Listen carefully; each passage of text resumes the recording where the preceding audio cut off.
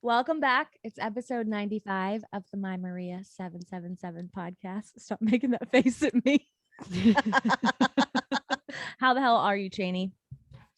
I'm doing okay. We feel this freedom that we're not live, but this is going to be in the same place. I know people are still going to see it. I think we kind of feel like this is audio only right now because it's not that live factor, but I guess we'll have to work on our facial expressions. I guess even you saying, why are you making that face at me? They can see me. Hi, welcome to the video podcast. That's the kind of funny thing about both our shows that differ than a lot of other podcasts. We're both kind of mostly audio. I mean, I used to be fucking anonymous. No? That was the whole fucking point of it all. I don't know what to do now. Where do I look? What is it here? Is it here? Is it here? Whew. God, the old Anon days. Let me drink some weed. What a time to be alive. What? I was like, let me drink some weed. Get like 20,000 followers in like a month's time. Anonymous. Just the good old days. It's so weird with my anonymous handle. Like, I never anticipated, and even looking at it with our conspiracy head, I never anticipated on being a chicken. Yeah, how did you come up with that? Because it's a CC. 33. Oh, Coco. Yeah. I like the I made it look like raw. I gave it like an Aya raw back when, but I always just thought it was like a silly. I never thought anyone would ever know it was me. That's why it was. I wanted to make it. Yeah, been there, girl. Yeah, yours. You kind of like flirt, like you're in like an ideal hypothetical. One day, I came out from behind the veil on my own terms. You know, maybe as I was announcing my presidency. And she kind of looks like, like it kind of looks like you in the picture and stuff. Like it's dark haired. And I just, for mine, I didn't even think anyone would ever hear my voice, much less see my face. I was just like, as far as people know, I hope they think I'm a black dude. I get a lot of DMs that I think I reference you so much in stories and stuff that they're like, oh, after we've now done this, first video, not really our first video, but our first video kind of. Yeah, we were like, oh, this is what you two look like together. A lot more people showed up to see our mugs. I know. We had a nice little live last week. I think we might do that on like a weekly or bi-weekly basis as we work on a secret project for you. It could be like the Kardashians. Are you excited about a secret project? I'm really excited. I am too. I think it'll be fun. I hope they like it too. Titillating. I know. It'll be fun. I think everybody for the last few years, we've all just taken ourselves a wee bit too seriously. With the digs and the research and like who's going to be the first person to talk about this, and that's my meme and you didn't tag me, and like we used to be so possessive over knowledge, and the thing is that we didn't know shit. We still don't know shit. Chaney, do you know, I wanted to tell you some fact on Building 7. I already knew that. I already knew it. Don't try to tell me anything new. One thing I get a little like, I try not to get upset about anything, but when I do a post and the followers get in there and they're like, you just found out about this? Who cares? This is not a race. And even if it is a race, nobody's winning. You know, this is what I realized on my awakening. I knew everything about conspiracy, like 90% of conspiracy. There's still stuff about like history and literature and stuff that people that are well read are teaching me every day. Some of the stuff I realized nervous by, like Aleister Crowley, I just swayed away from. And I love that there's this whole like occult side to really delve into and stuff right now. But I totally forgot my train of thought when you took that big acid. Yeah, I was trying to be all cool and sly, but it was so big. I was gonna be like, damn, like if we were in person, I wouldn't have just kept talking. I think one of the problems is just like the judgment that comes with what we perceive knowledge to be. And so I know you're on a Crowley kick. I know you like to talk about Crowley just to kind of like make it a little more of a, not like a 4-letter word, but like we were saying in the last episode, I'm about the polarity of things. And if somebody is using magic in a negative way, I'd like to read how they did it so I could do it in a positive way. But you say something about reading Crowley, and there's this automatic judgment that might come from a great deal of the people in this community. So I get it's it. so interesting too, because Thelema, if you really look up the like laws and rules of Thelema, it's so curious, and it's really like so many of them are hermetic in a lot of ways. And I know a lot of people, it's easy for them to accept one side, and then you look at something and you're like, all this seems kind of the same. But it's like the do as thy wilt part. But I'm not here to like think Crowley should be but I also like his idea of Thoth. I like his tarot deck. I think it's really interesting. And I just can really the idea that the Catholic Church is giving you the right all the right information, but the dude that's demonized by everything is the demon. Like, I don't know. I think everything's kind of a lie. So it's like, here's the good book. Like they call it the good book. I'm skeptical. It's like when they call it the Great Pyramids, I think there's probably 10 better. Well, you and I were talking about this on the phone the other day. Who negotiated the Bibles in the hotel's contract? Like, to whom does that benefit but for the publisher? My question out there to any European, South American, African, essentially anywhere other than Canada, perhaps, or the United States, are there Bibles in the nightstands of your hotel rooms? In Please let me know. Canada, was there a Bible of recent? I don't remember looking. I was there, what, 2 weeks ago? And I don't know. I should have looked. Did we talk about me taking a seaplane from Seattle to Canada on the podcast yet? I don't think you've told them about Canada at all. Okay. But I might be would crazy. I was about to ask you like what's up since the last podcast, but I guess the Vril Queen is really, you know what? Queen heavy. Yeah, we went Queen heavy. I feel like for your audience, yeah, like I don't think they have that trip. I'm trying to. Well, yeah. the one thing I want to say about it, so like 2 weeks ago, my mom, my best friend, and I, we fly to Seattle, and then we're going to spend a couple days in Victoria, British Columbia. And so we take a seaplane from the heart of Seattle to British Columbia. It's like a 45-minute flight. And it, I tell you, was so fucking interesting. I mean, you're leaving the United States, you're entering Canada, and you're going on this little teeny tiny seaplane that fits 8 or 10 people at most.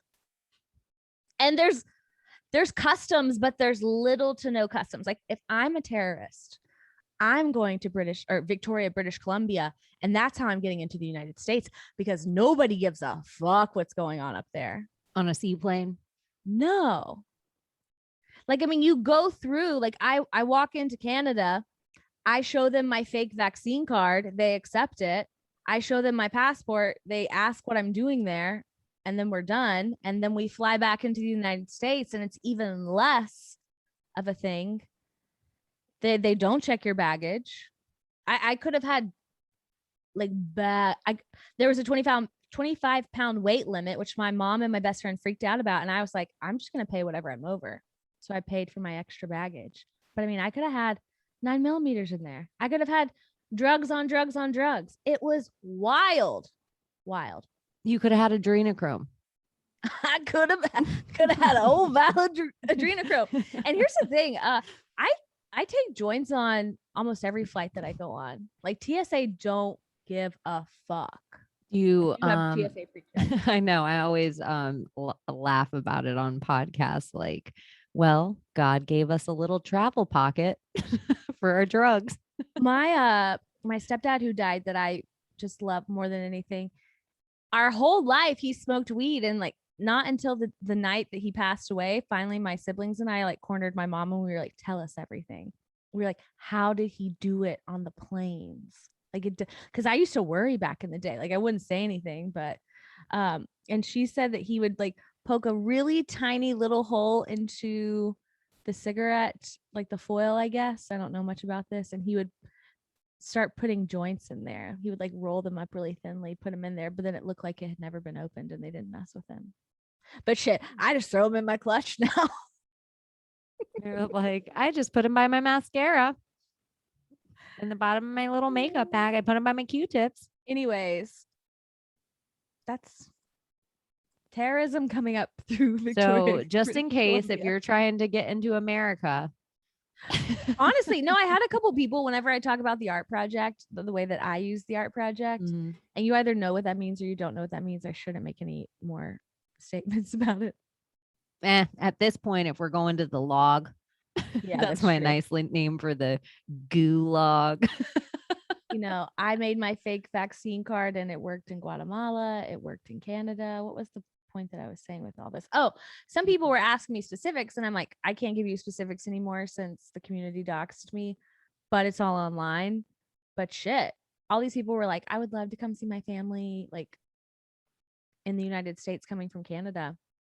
Come down through Victoria. You'll be just fine. What you're saying is, if you have like a fifth grade intelligence and an Office Depot, you can get it done. You find the PDF, you find what size it should be, you make it a little smaller, you cut it out. It's going to take you a long time to figure it out, but I did it. Yeah, it's easy. Drop and drag. I think you could probably use a few apps. Drop and drag. You find the right thickness paper. If you go next level, this is the world I think we're in. If you make it a lot smaller and laminate it, and they'll think, oh, this goody goody, you go on through. You go on through. You go on through, baby. Okay, let's see. What's like since I've talked to you last, like anything you want to tell the class about? Well, You're on vacay. I'm on vacay from work until the beginning of October. I think October, it's 8. Like it makes me crazy. Have you seen the thing with the eights? I don't have the graphic in front of me, but the queen died on 9/8. Something happened on 8/8, 7/8, 6/8, 5/8. It was like all these different things in a row. Did you see that graphic floating around? No, but you and me were talking about the octopus symbolism, weren't we? We were, and I've been talking to you about the number 8 since I've been rewatching the 100, and I was telling you that it was like permeate. I mean, obviously 8's out there, the forever Does it symbol's out there. permeate? Permeate. Even Am I it's saying it wrong? no, permeate. There just it has 8 in the word. Ooh. Ooh. Yeah. So 8's been messing with me. I can't say this. Okay, you know when I go see my friends? Do you know what I'm talking about? What friends? Like the work thing that I was telling you about where I go see my friends. Oh, yeah, yeah. He had an 8 behind his ear the other day. It was just Oh. wild. I'm sorry. I can't say what I do there, but But I also think this 8 is crazy symbolism right now because Biden just gave a speech called Moonshot Cancer speech. We know that NASA is still doing this weird thing where they're shooting that huge rocket around the moon that's supposed to go around it twice, which makes that figure 8 pattern around the moon, which is also the metaverse. We keep bringing this up. And for some reason, it has to go off. I feel like they're like, having the walk in with the queen. We keep talking about this happening, but the ceremony is going down and it is unicorn. We have all these things like now that we know for sure since the last queen thing. So I think 8 is an interesting symbol for the infinity and the metaverse that they're trying to do for whatever they're, bring back Elizabeth I or Henry VIII or whoever the, source code. But even then, okay, Henry VIII, that's a character. Like whose source is that? You know what I mean? Like we can call him Henry VIII right now, but there's probably a source behind that. Yeah. Like further back, further back, further back. Let's see. How was your weekend? Let's see if I did anything. I don't think I watched fights this weekend. That was my big You were weekend good thing. though. You were a winner, right? Yeah, I did good on fights this weekend. You guys should Not as follow good. Chaney on Twitter. She puts her cards out there. If you guys are into MMA, I always tell my Maria that if she's looking to meet a nice gentleman, she should maybe take up jujitsu or. And you're right. And I am going to take it. I was going to take up jujitsu right as I got sick when I got back from Guatemala, and I've been lazy and I haven't got my schedule just right while Peyton's been in rehab during the week. So I think next week is when I intend to start my first jujitsu class. I think it's perfect. And I think there might be dudes out there that are MMA fans. And I think that conspiracy mindset and MMA are kind of hand in hand. Well, to all my ladies out there, most of you hopefully don't have a stalker like I do. One that has physically assaulted me before. And he still fucks with me from time to time, and that doesn't scare me. What really scares me is just kind of like Nashville these days. And I lived in Memphis for 3 years and I never felt unsafe one time. And I used to get wasted on Beale Street and walk home by myself. But I would like to know, just like if somebody picked me up right now, what would I do? When you were walking down Beale Street, did you ever, when you were wasted, did you ever say in your head, walking in Memphis? Do you understand how often we heard that song? Well, I would guess And as it's many like times as you hear Margaritaville and Key West. And we loved it every single time. I have a Mandela effect with walking in Memphis because the guy that sings it in this reality is not the guy that sang it when I was in law school. Nope, nope, nope. Nope, nope, nope. I'm going to look it up and it's going to sound so foreign to you. Walking with my feet. Mark Cohen? Who the fuck is that? That is there not people that sing it? I mean, everyone has sung it, but that is not my walking in Memphis. That's not my walking in Memphis. No, sirree, Bob. Let's talk about Memphis. Did you I did interrupt you though if you were trying to finish a thought. What was I saying? You were saying that to take jujitsu, like for the ladies out there that you were getting. Yeah, I just you see silly memes, you see silly TikToks about people talking about how they would get dropped back off if they were kidnapped or something right now. And that's funny to laugh about, but like what would actually happen? And I just want to know how to defend myself if I need to. I want to say like a couple of things. Like I would consider myself a bad bitch. And being a bad bitch, I will tell other bitches, you ain't a bad bitch, because I ain't a bad bitch when it comes to a dude. A dude could just be mediocre, bottom of the road dude and take a bad bitch without even thinking twice about it. So there's this idea that people think, oh, I'll kick a guy in the balls and that'll be it. Like you aren't ever going to beat up somebody. You're going to be lucky to get away. And that's your goal. You're not going to get the opportunity to kick him in the balls. Yeah. Like your job is to scream and get away. And so I feel like the same thing you would tell your 8-year-old child is the same thing you should run by. You wouldn't let your 8-year-old just walk to the car alone at night. You wouldn't let the 8-year-old go in the parking garage alone. You wouldn't let that's how you need to treat yourself if you're a woman. Like you wouldn't let the 8-year-old go out and play and go on a run in the park at 11. You wouldn't let the 8-year-old, oh, she'll be fine. No, she might not be fine. The woman that died in Memphis. Mm-mm. Oh, really? Her name Vaccinated? was Eliza. Just kidding. No, her name was Eliza something. Sorry, I can't remember her rude. last name now. But she went running every morning at like 4 or 4:30 in the morning. And the thing about Memphis is that you can have a multi-million-dollar home, a row of multi-million-dollar homes, and a street and a half over are the projects. And that's just the way it's set up. But she went on a run and she got kidnapped and they found her body. And it was just like this whole thing in Memphis for a couple days. And it's just weird because like there's like a connection with like my stepdad and like the way like work with that family. And then I have friends in Memphis that were friends with her. But then at the same time, looking at it through a Maria lens, especially a human vibration lens. Like she was wearing pink and purple when she left, and she's a billionaire's daughter. So it's Oh, just like all these kind of crazy, like Lucy type, like if you're paying attention, you're just like, oh, is that a red flag or a green flag? Like I'm noticing these things, but then I get these personal connections to it, and it I don't know. But then thereafter, in the week following and over the weekend, like people in Memphis were just going crazy. They're going on Facebook Live and just driving through the city, shooting people, murdering people. Like one guy killed people, 4 people on Facebook Live. And Mark Zuckerberg can take mymaria777 bullshit down on the reg, but like can't stop a Facebook Live where homicide is occurring. yeah. This is the real world we're in because it's all narrative.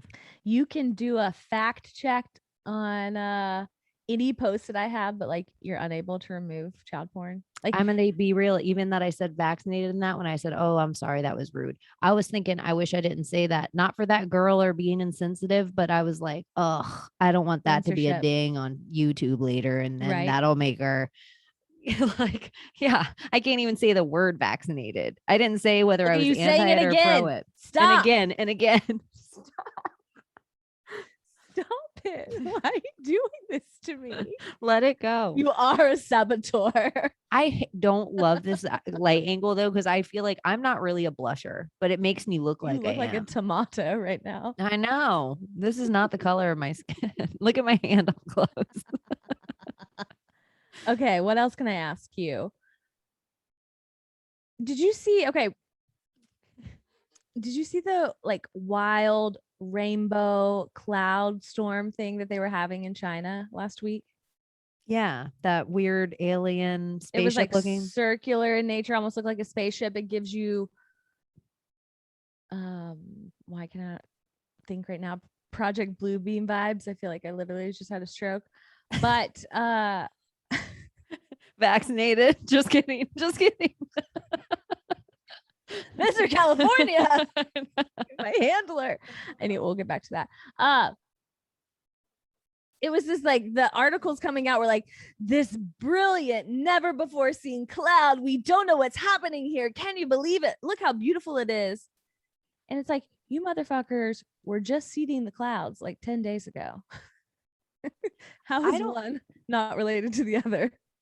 I don't understand how weather manipulation is at all a conspiracy. It's sometimes it's like they admit to it sometimes, and then like China openly said they were cloud seeding, whereas the United States will play this climate change dance where they're like, oh no, not Lake Powell or Lake Mead, like it's the lowest it's ever been and people are gonna die and blah blah blah blah.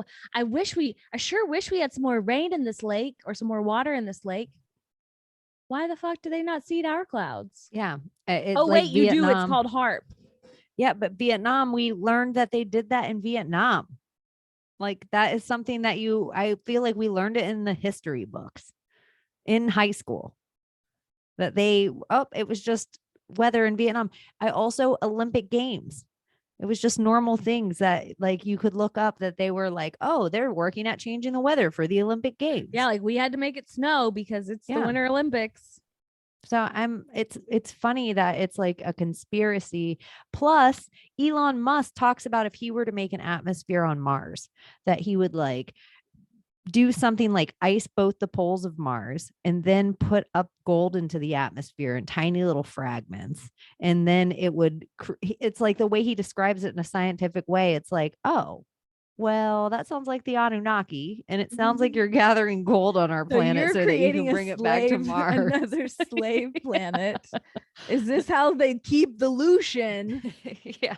Okay, just for anyone who doesn't know, HARP is High Frequency Active Auroral Research Program, and it's an ionospheric research program. It's a military thing. They send electro frequencies out into the clouds to create weather. I just think that stuff is ridiculous, and I just wanted to tell you about it. Do you know what else is ridiculous? What you want grinds my gears? You know what? First, I don't like grinds my gears, I know but you hate it. It grinds your gears because of that term. That's what I like to say. there's nothing that I want less in this world than a good morning text from the wrong person. That really grinds my gears. To start off your whole day with like a ugh. And I'm not one of those people that's like, don't say good morning, even though I believe that words are spells, even though I believe that we're casting spells. It's all my own intention, I think, that trumps all of that shit. So I'm going to say good morning because that's what I say. But like, I don't know. There's just like certain men in my life that like send me the good morning text, and it's like nails on the chalkboard. Say something else. I don't like though when people are like grand rising. It sounds like No, Dracula. that's what I'm saying. The people that Grand are like, don't say good morning. rising. Like, no, don't do that. Grand rising. I think the Jamaicans have the perfect good morning. Mm-hmm. Big up yourself. My head feels funny. What am I doing to myself right now? Sun up. Big ups. Anyways, I got a good morning text I didn't want this morning, and I was just like, ugh. I want to share with the class who it's from. I don't know who it's from, so I'm curious. How do I explain this person to them very quickly? Do you remember in the movie Casino, Ginger has a pimp? I don't remember what his name is. I just always call him the pimp. And she just like can't let him go. Like, he's terrible for her. It's never going to work. But she always goes back to him. So I don't feel this way about that person, but it's just somebody I've had this like on again, off again relationship for a long time. Like, he's a fellow attorney. It was bad while it lasted, but he's always trying to like come back. And so we see each other at work all the time, and he sends me good morning text messages as if they mean anything, and they just make me so mad. Do they have an emoji with them? Would it make No. you feel better if they had a heart? Yes. Like good morning. And then if the emoji heart matters, is it send me an audio message, good morning, you beautiful bitch. What are you doing? That would be great. What a bit. You know how many of those you're going to get? What was I going to say? It's just, it leads to so much bullshit small talk that I just don't give a fuck about anymore. He's going to say good morning. I'm going to say good morning. He's going to say, how are you? I'm going to say how I am, and then ask him how he is. And it's just an exchange of words and energy and loosh that means for no nothing reason anymore. For no reason. And then this will extend throughout the day because we're both attorneys and we're not in front of our phones. We are in front of our phones a lot, but we're both not at the same time. It's just dumb. And then he'll do it again the next day, and he'll do it again the next day. And I just want to be like, don't ever say good morning to me ever again. What about if you start answering with the craziest shit back? You would almost expect that. He knows that part of me. So like if it was like weird. One day it'd be a yoga video, one day it'd be a TikTok about crystals, one day it'd be a Agartha video, one day it would be a song from Pink Floyd, one day it would be really just I should like just start you walking through conspiracy stuff every time. Yeah, you should just change it up on yourself. Like if it's chaotic and because I feel like some loosh, like that isn't one you're trapped in, but some people have like a mom that may do that to them. That people that don't have their mom, they're like, you should appreciate that, like both those things. Yeah. But they might have somebody else in their life that is just that constant like monotony of change it up. You don't have to have the same answer. Like he asked me how I am, I tell him how I am. Just don't just completely different direction. Okay, so this also reminds me, you got upset with me, but I think I should tell this story. I wonder what. Do you remember when I made a man fall in love with me at the airport the other day? Oh yeah, you should totally tell this story. But really, I thought it was so funny too, because it wasn't just me. You told this story to Alex and I like how she like saw part of it. Like, sometimes we're driving, so there's like a conversation and words going on and whatever. And then when you told her the whole story, she was like, Maria. Like, You both scolded me. I thought she was gonna be on my side. because it's almost like, I don't know. Okay, you should tell it, and then I will say it's not you really with it. I just feel it's almost the same as the good morning, where now the dude's like, Well, I was about to bring it in because he keeps asking me my dad text. Remember that? Okay, we'll get to it. Okay. So I cut my trip short. My mom and my best friend stayed longer, but I had to get back for work. And I lost my AirPods. It was this whole day. And I was like trying to do stuff by myself with all my luggage. And I was just like, you know what? Fuck it. I'm going to go to the airport early. It's against all my morals, but we're just going to go and I'm going to drink. Not drinking a lot, but I'm going to fucking drink today. So I pull up right in front of my flight and I sit next to this guy. And he's a good looking older guy, very similar to the pimp. Like the pimp's a good looking older guy, like unconventionally, like not somebody I would pick out normally, not somebody you'd think like, oh, I'm gonna go for that. he wears his But gold right and gets a good haircut. so I was like, that guy's kind of cute. Okay, well, this would be fun if it envelops that Pans way. out. And I always have my AirPods in, so I'd already went and bought another pair of AirPods after I lost mine. And I'm just kind of waiting to see if like anybody wants to like, I'm not the type of person that's like striking up conversations. Like if you strike up a conversation with me, I'll probably entertain it. But until then, I'm going to do my own thing. So we start chatting and we chat a bunch. And it turns out he's like an equipment guy. He buys and sells equipment. I had just bought all of that equipment, the t-shirt stuff. So we had all these connections. We were chatting and it was fine. Like we had a good time. But in my mind, of course, every person I encounter is, are you my soulmate? So within a moment of meeting you, like, But there's like this, there's two sides of you. One side of you is this really innocent, like for real, like, are you my soulmate? Are you my soulmate? And then the other side of you is like prowling cat. if you're not my soulmate, like, do you want to fuck in the airport? That's the two. That's my like new goal is I want to have some like stranger danger sex at the airport. So I'm also, as I'm meeting people, thinking of this. And I was like thinking to him, like, maybe this is somebody that like I could fulfill this like fantasy with.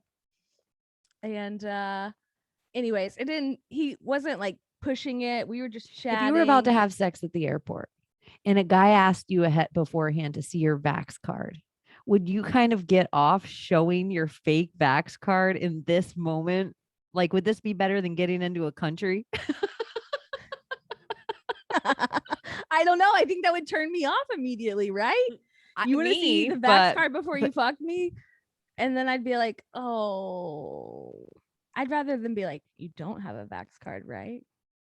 But I guess, I mean, if I'm trying to get it in, I'm trying to get it in. I was just like, I see the analogy. Because you're like, I got into Guatemala, I got into Canada, but I can't get into any D.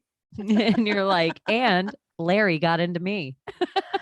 So so what I'm saying is when I meet someone, I'm like, are you my soulmate or could you fulfill a lifelong fantasy of mine?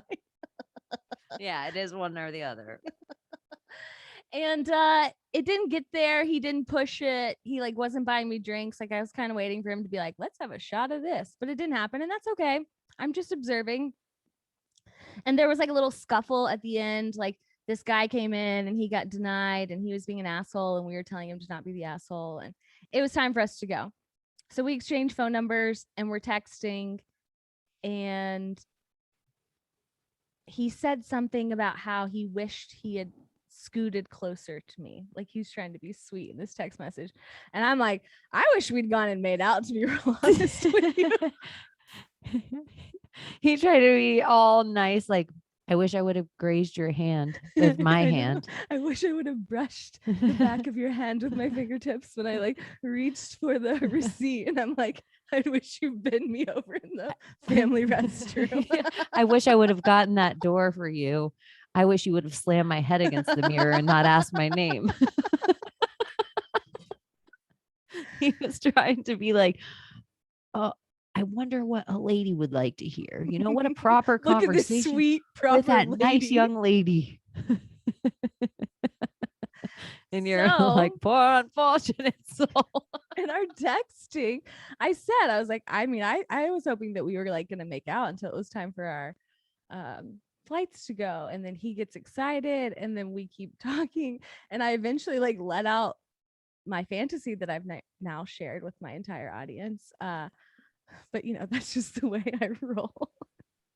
And he was like, Now anyone oh. you run into in an airport too. My Maria, like, you're gonna I got about 60 seconds, baby girl. Let's go. No. So I guess I just kind of like made his day. Like he was very excited. He liked those text messages. And we chatted and during I our have flight. to, just because I'm like, my empath is like empathizing. I don't know why I called him Larry, so I'm just gonna stay with Larry. He can be Larry. My empath is empathizing with Larry. So he's sitting there on his plane and he's like thinking about this conversation. So he sends you this nice text. They're both flying.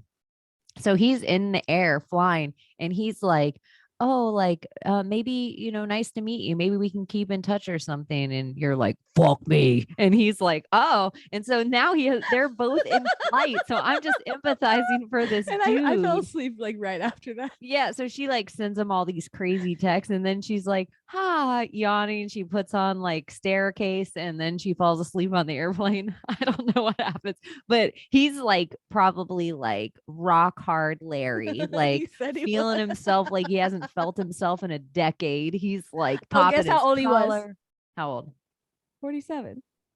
Of course. It's like he's feeling himself, like, you know, like Stella got a brand new groove, like he put his top down when he got back home, like he might go to the tennis club tomorrow, whatever his life is, like he was feeling himself. So now then we texted for a couple days, but it like took a turn. Like we're being flirty, we're being this, we're being that. And at one point he goes, well, you haven't told me about your dad yet. Is he around? Are your parents still married? And I'm just like, hold the phone. Like, what? Like, no. Like, we're not going down this road. And then I think I didn't respond for a while. And then he was like, well, tell me about your siblings. And I'm just like, the way that he tried to converse with me, like it seemed like he was like really trying to get to know me. And I know that sounds probably awful coming from me at this point, but it was just like, dude, like, what are you doing?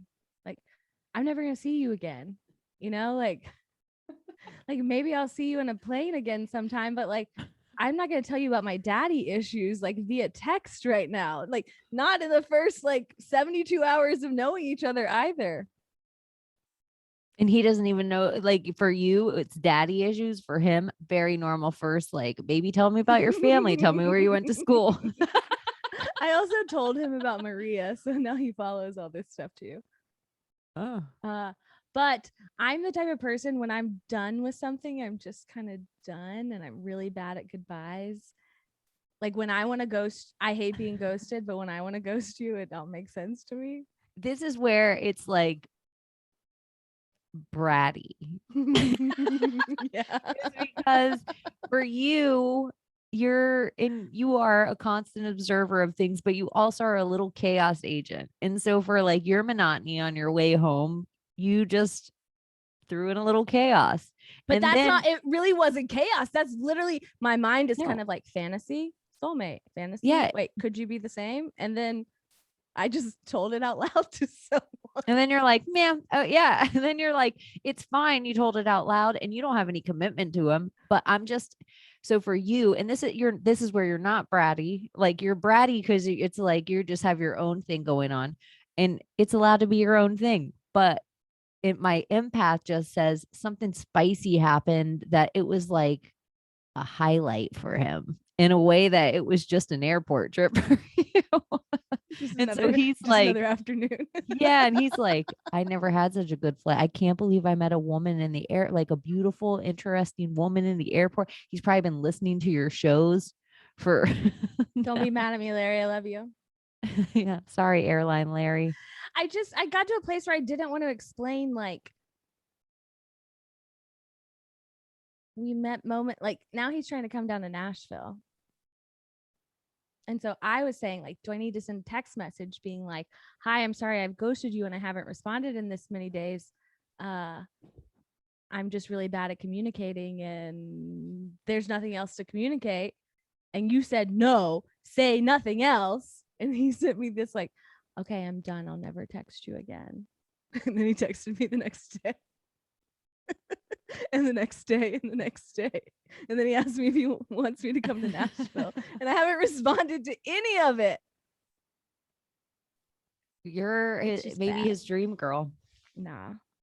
And he's I'm like, not that oh cool. my gosh. Well, here's if we're going to do this then. So if you are an airport Larry and you like, if you have, you have a big male audience, they're sitting down, you would advise them, and I would advise them both.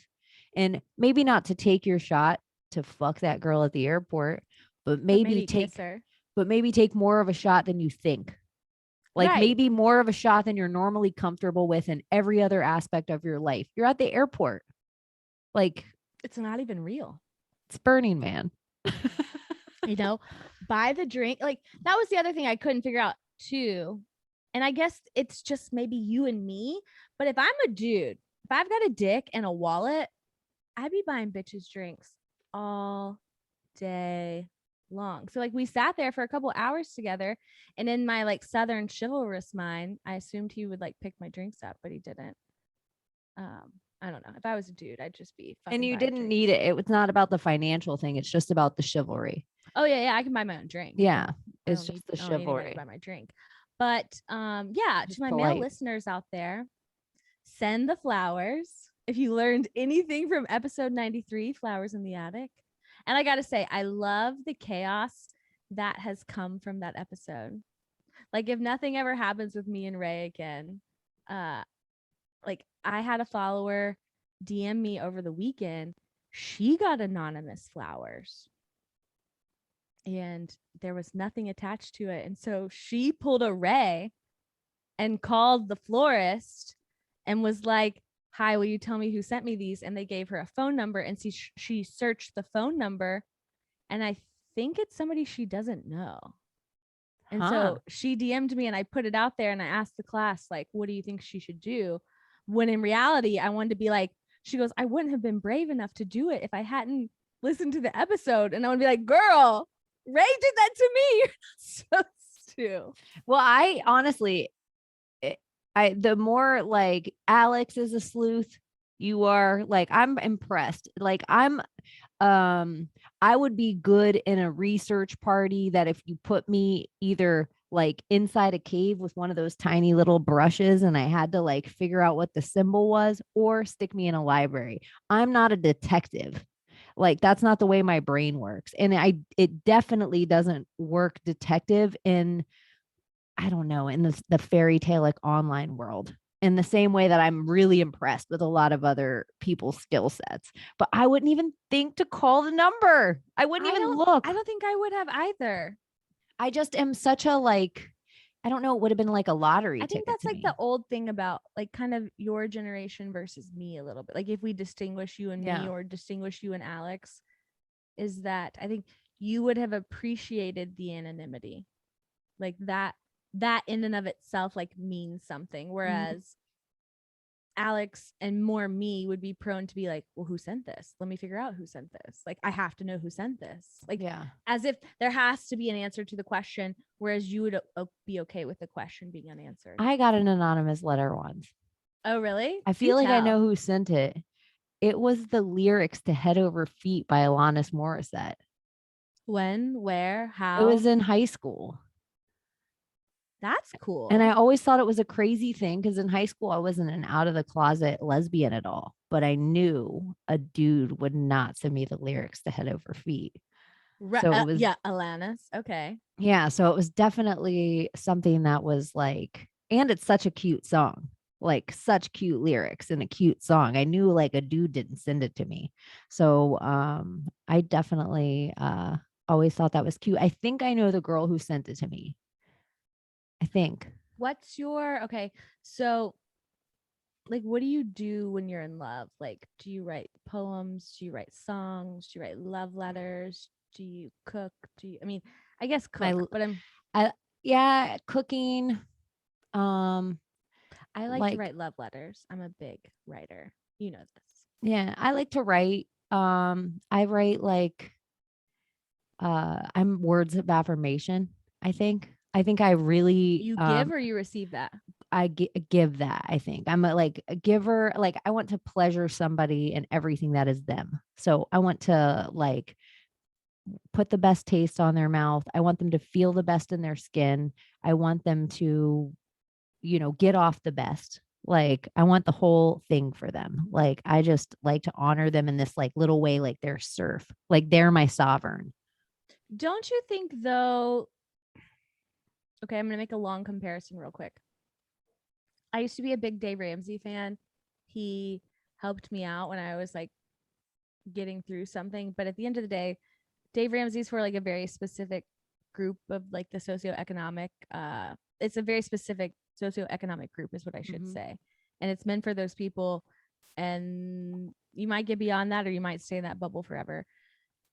So when I think about like the 5 languages of love, it's a very easy way to like dose different types of love in a way, like intellectually, and I think to teach it.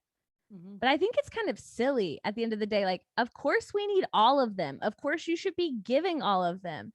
And like, yeah, there's one that It's you better to might, almost ask like, girl, what are you weird with? yeah.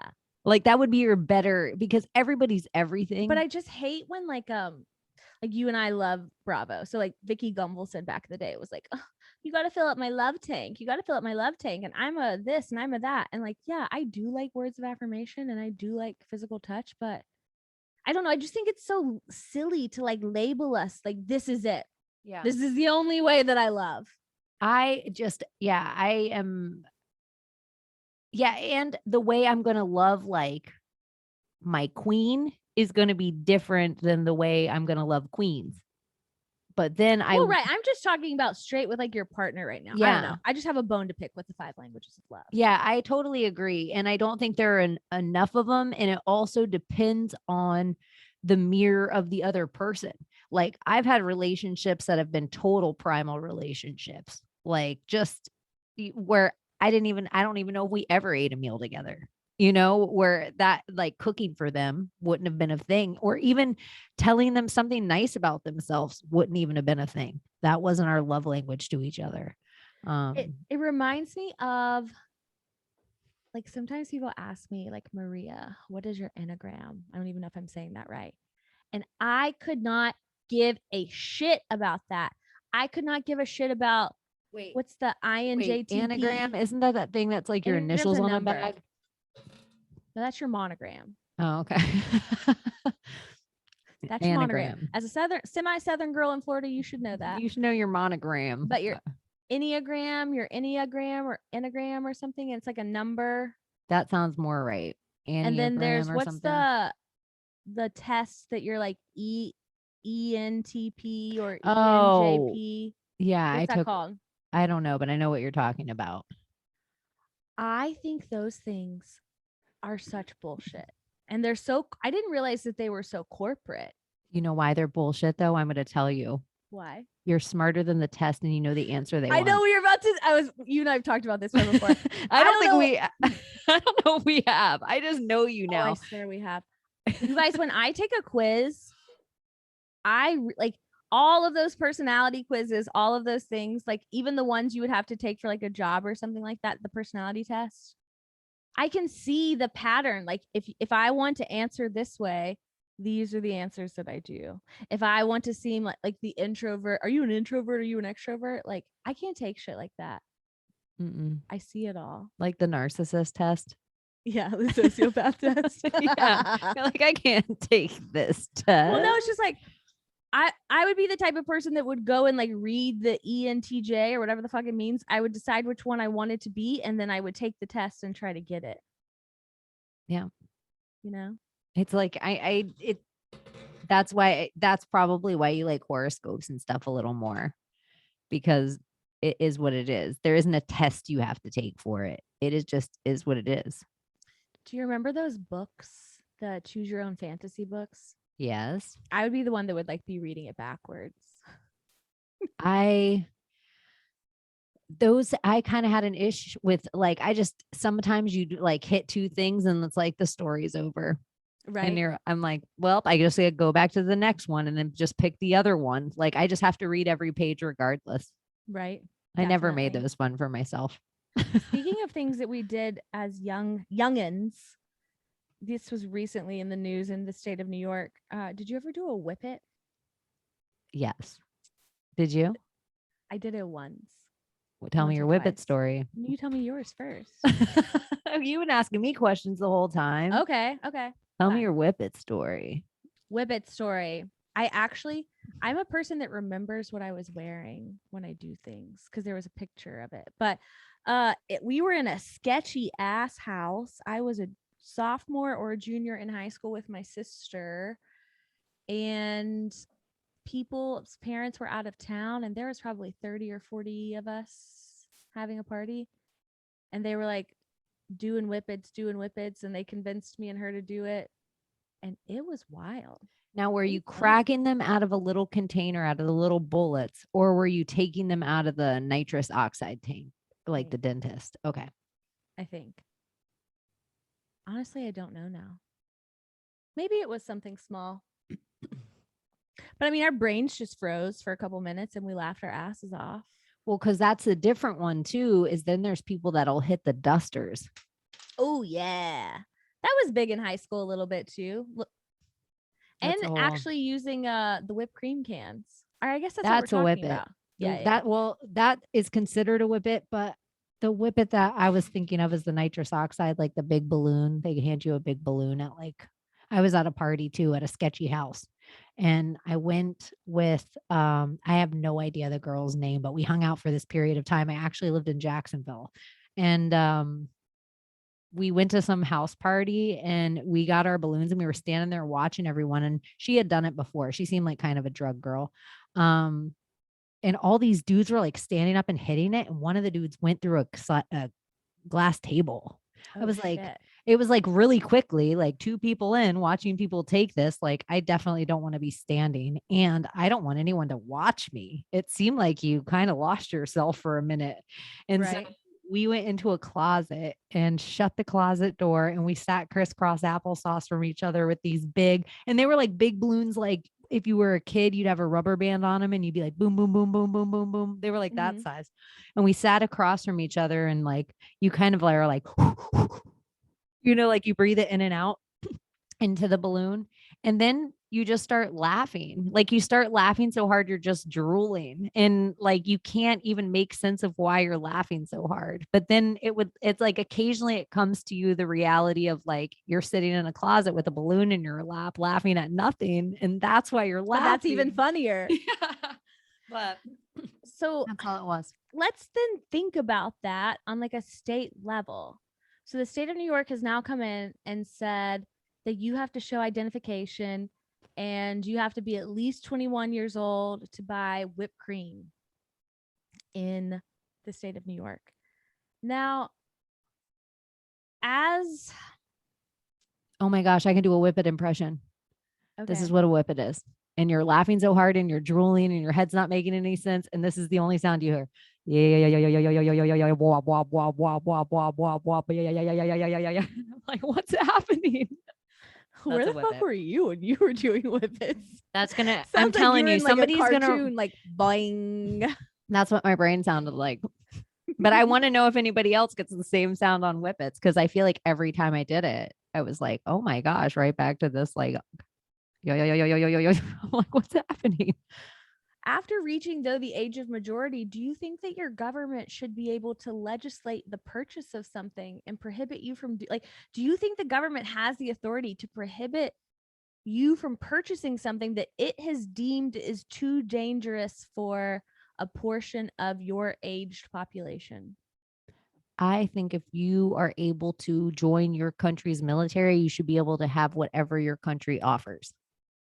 And at the end, like, they think that they're preventing deaths, perhaps, and perhaps they are, but I Are you mean, serious? In New I'm kind York, of the person that's like, you're like, is if you whippets kill the yourself problem in on New a York? whippet, then like it's kind of survival of the fittest, you know? It seems like Cuomo was more dangerous than Whippets. Cuomo's nipple ring was more dangerous than Whippets in the state of New York. I know. It seems like soda pop size is more dangerous in the state of New York.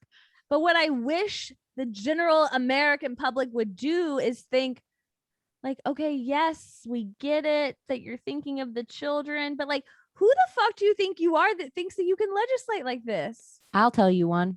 I bet you the calories in the whipped cream are more dangerous to fat Americans than actual Americans that are doing Whippets. Truth. Because kids can't even go with the economy right now. It's probably for a can of, it's probably $5. So If that. if you're a kid, you got $20. What, you get 4 cans? You're not even frying your brain. That's like, like 4 cans between probably like 12 people. yeah. And you also would probably want to get like Cheetos and a soda pop. You're not spending all your money. I just think, what a waste. Since we're talking about things that we did as children in this strange segment of today's podcast, I have inherently, my whole life, always drawn the 3-dimensional square. Mm-hmm. Do you remember doing that when we were younger? Mm-hmm. And then if you do 2 3-dimensional squares, like one within the other, that's fucking tesseract. That's the 4th dimension. And I was just having this like weird high thought the other day, like all of us were essentially drawing tesseracts over and over again without even knowing it. And you know how sometimes they say like kids know things, or like the veil is thinner when you're younger. I don't know. I just think it's, why the fuck were we all drawing tesseracts? The S as well. Everybody drew the 3 Yes. lines and the 3 lines, and then it made the S. It has a special name. I've looked it up before and now I can't recall what it is. Britney Spears actually, like I would say in the last week, tweeted it out, and or Instagrammed it out. And I was like, what? Like, Britney didn't go to school with us. They didn't teach her that at Disney prep. But it's yeah, the cool S, I think. I think there's doodles that we all doodle. Oh, going back to the 8 of it all, going back to the meta, the 100 and all that kind of thing, that S is an infinity symbol. Yeah. And we were all drawing it, and like you're saying, infinity and the tesseract over and over and over again. All of us. And like you were saying, how we were putting the box in the box without knowing it. We were taking that cool S and we were making it 3-dimensional, exactly the same way of the box you're saying. So we were taking the infinity and actually making it 3-dimensional too. And before, even if you were unskilled at art and you couldn't shade anything else, everyone knows how to draw that. Everybody knows how to draw it. And most people can draw that 3-dimensional box. Most people can take those like easy block letters and draw the lines off of them because of that box shape. They all know how to do that, like, okay, easy level of like drawing a poster board yard sale. Just weird things that make me go. What else did you doodle? I'm a big, I sign my name a lot. Did you practice signing your name when you were a child until you had your signature? And then that just was your signature? Or did your signature become after your handwriting? Without revealing too much, I have a very cool set of initials in real life. And my grandmother has a very cool set of initials in real life. And so she was obsessed with her monogram and she was obsessed with my monogram. So I had my initials on everything. What's that? Like, if it's not moving, monogram it, is like a saying in the South. So yeah, it was all up in my face. And she had a very nice swoop of one of her, how she signed her name. So she kind of helped me with my name. I am a Southern girl, but you're a proper Southern girl. Like, I don't think Florida makes too many proper Southern girls. You got to go to like part of the Carolinas. There's part of Georgia that has that. Tennessee. Georgia. Yeah, maybe part of Alabama. Louisiana. Like there's like a certain part like that is this like proper Florida, South. Florida's just unfortunately not really the real South. There's parts of it like all on your own. When you go through parts of center of Florida, you hear like ding, ding, ding, ding, ding, ding, and you're like, holy cow, this is country. This is country as it gets. But the whole state is just the water just adds a whole nother element for you all. Yeah, it's weird. Because there isn't a type of person you can't see in any Florida town. And that's an oddity, I think, in most towns. Like you could see somebody that looks like they're from LA, from Nashville, from Chicago, from Miami, You from could pick them out in Florida. yeah, and they probably all are from those places. So interesting. The thing about me, I really desired for so long to like be that sweet Southern. Like I wanted to be the Southern Belle. I wanted to go to Cotillion. Like within the city I grew up in, I was on the wrong side of town. I didn't grow up on the right side of town. And so I didn't get picked for any of those things. And it was like really sad. Like I joined a fucking sorority. Who am I? You did all the proper things. I checked all of my boxes. And you could, if you wanted to, keep checking them. I know. Is that my dilemma before me? Do I just want to check my hometown box? And you have it. And you don't even, you have it already checked, which I think is like kind of an amazing thing. Like you have a piece of property there. I think don't ever sell it. That's your box checked.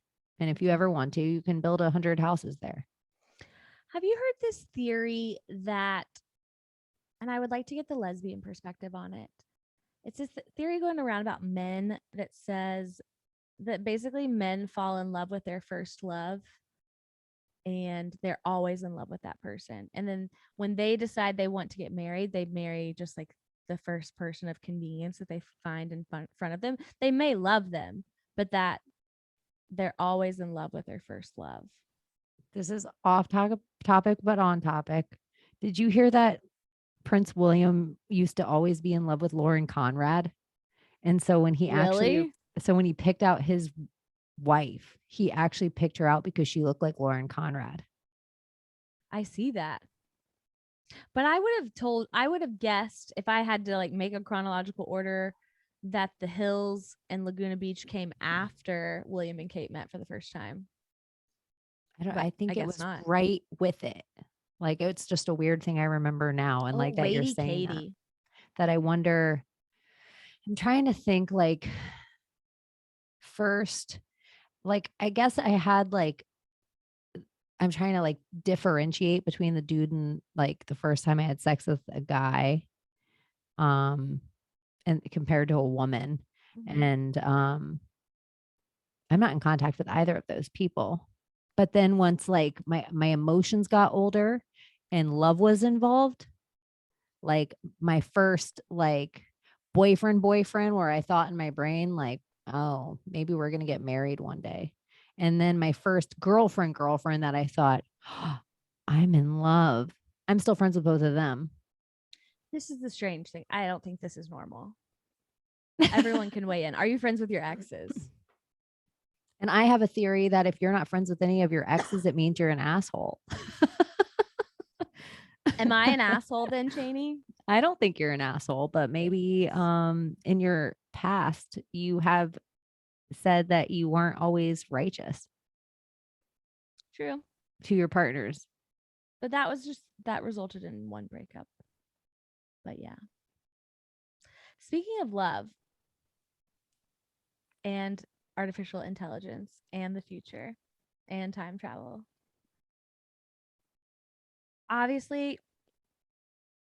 I had a breakup a couple months ago, and sometimes I talk about my feelings with you about it, but it's not something I'm necessarily posting about, like saying like, I am so brokenhearted. He was this way. He was that way.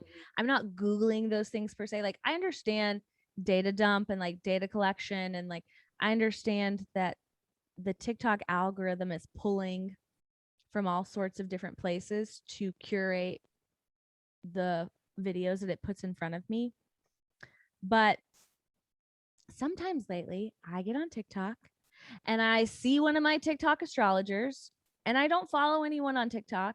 And this video will be, obviously I know that there are ways to like put forth a video that talks about love in abstract ways so it can like cover a wide audience and you feel like you connect and resonate, blah, blah, blah, blah. I get that.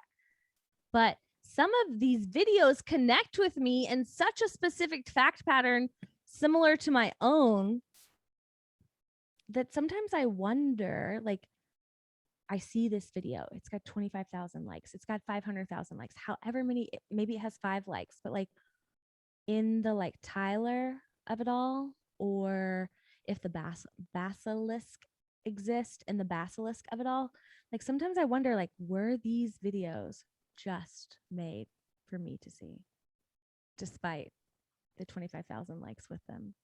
I believe we are the synchronicity. We are the algorithm. I used to think it was synchronicity versus algorithm. Like the evil they owned all the all the algorithm, and we were battling it with our synchronicities. But then it's like all the numbers all the time, and everybody's looking at their phone more, so they're going to see numbers more. You could almost logically take away synchronicity everywhere up until a point that it really is mathematically impossible. I think it's like 5 or 6.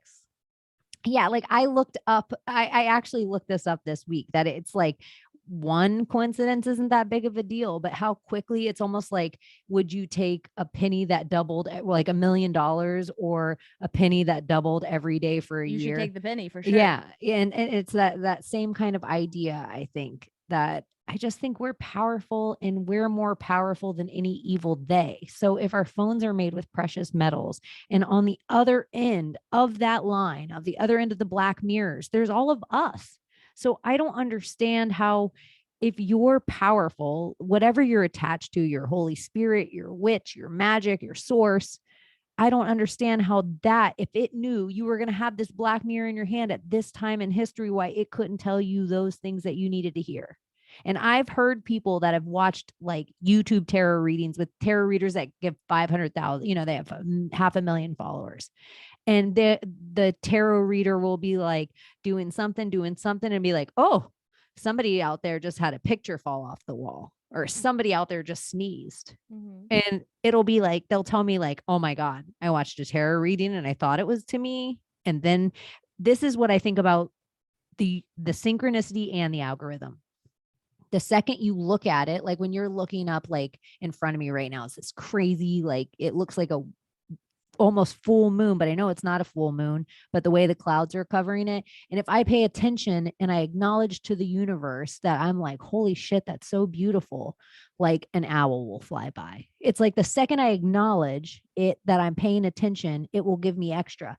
That's exactly how I think the algorithm works. But it's all the same. I think I agree with you. Like it's working in tandem. But you have to acknowledge it. Like right. When you say, is this for me right now? You have to observe it. You can't just be like flippantly flipping through and treat it like it's Fox and CNN all the time. Like if you're seeing one of these videos, or Fox and CNN, or whatever word it is or number it is, but ask like, is this for me right now? If you are questioning it, I think you will get validation. Like, okay, so the like sunset's today, for you right now. Like, God, did you make the sunset for me? Avia birds will fly across. I sent you a video today, and I literally, this is how I decided I wanted to talk about this tonight. So I sent you this little blurb. I sent you an audio message.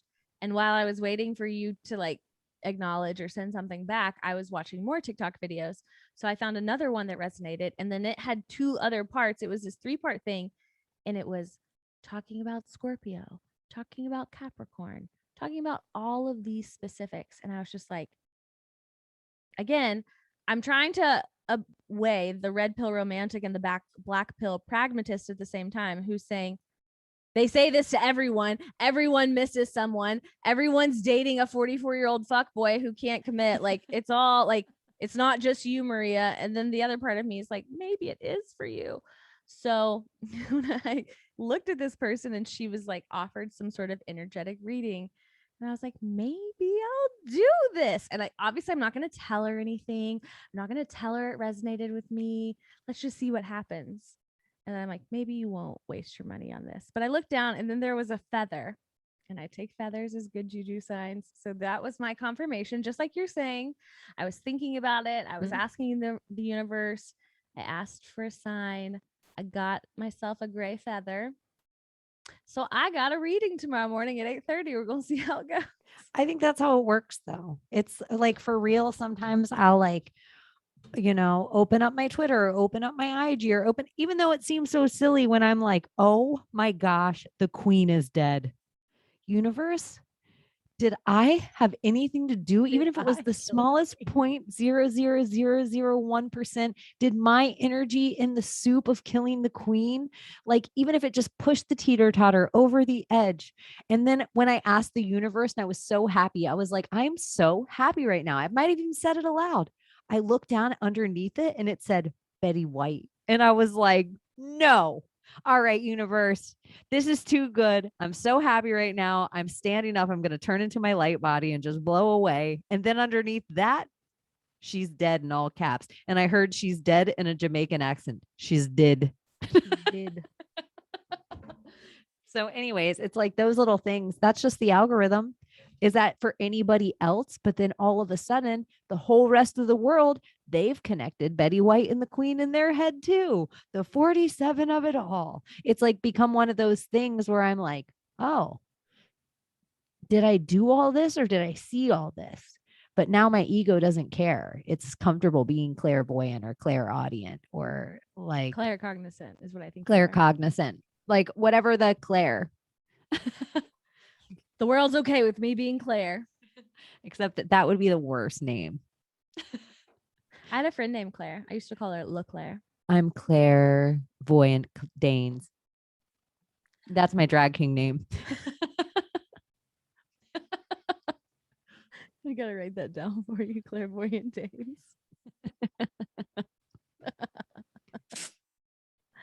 Okay, what else Homeland. can we talk about? Um, Do you, slightly heavy yeah, go. talking about death. Mm-hmm. Let's do I it. haven't told the people about my mom's boyfriend.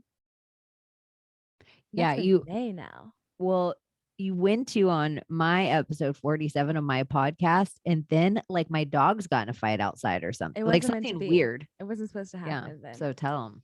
Okay. I feel like this is going to come out wrong eventually, but I think it's going to be wrong anyway. And that's why I'm like, the universe do is you like, not want me to talk don't about it? tell them. But I don't, Okay. this is my Maria. Okay. I have nothing. Well, all I'm going to say is my mom used to date this man for 5 years, and he was terrible to her and very negative energy, very liberal, which again, I don't care about party politics, but when you make it your identity, What it's about not. if you just manifested for him? And since this is like the drinking word of the day, you manifested for him to get vaccinated.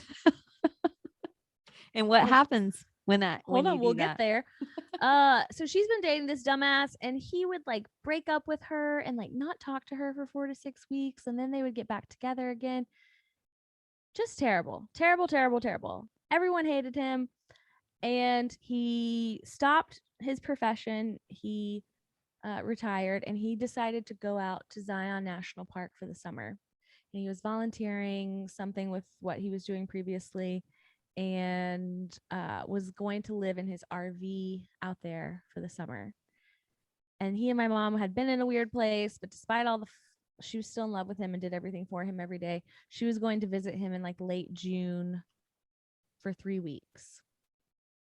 Now, did my best friend and I like maybe put out into the world that we wanted him to die?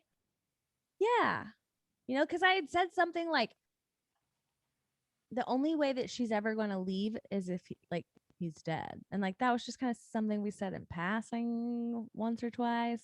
And then maybe my friend and I were talking about how we hoped that he would like fall off a cliff while he was hiking out there. And then he died. You were like, I hope he doesn't run into Brian Landry. Yeah, right. Oh, Gabby Petito himself. Yeah.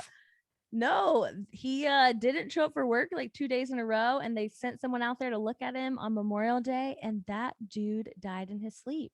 And the only reason I tell you this is because he got his 4th booster the week before.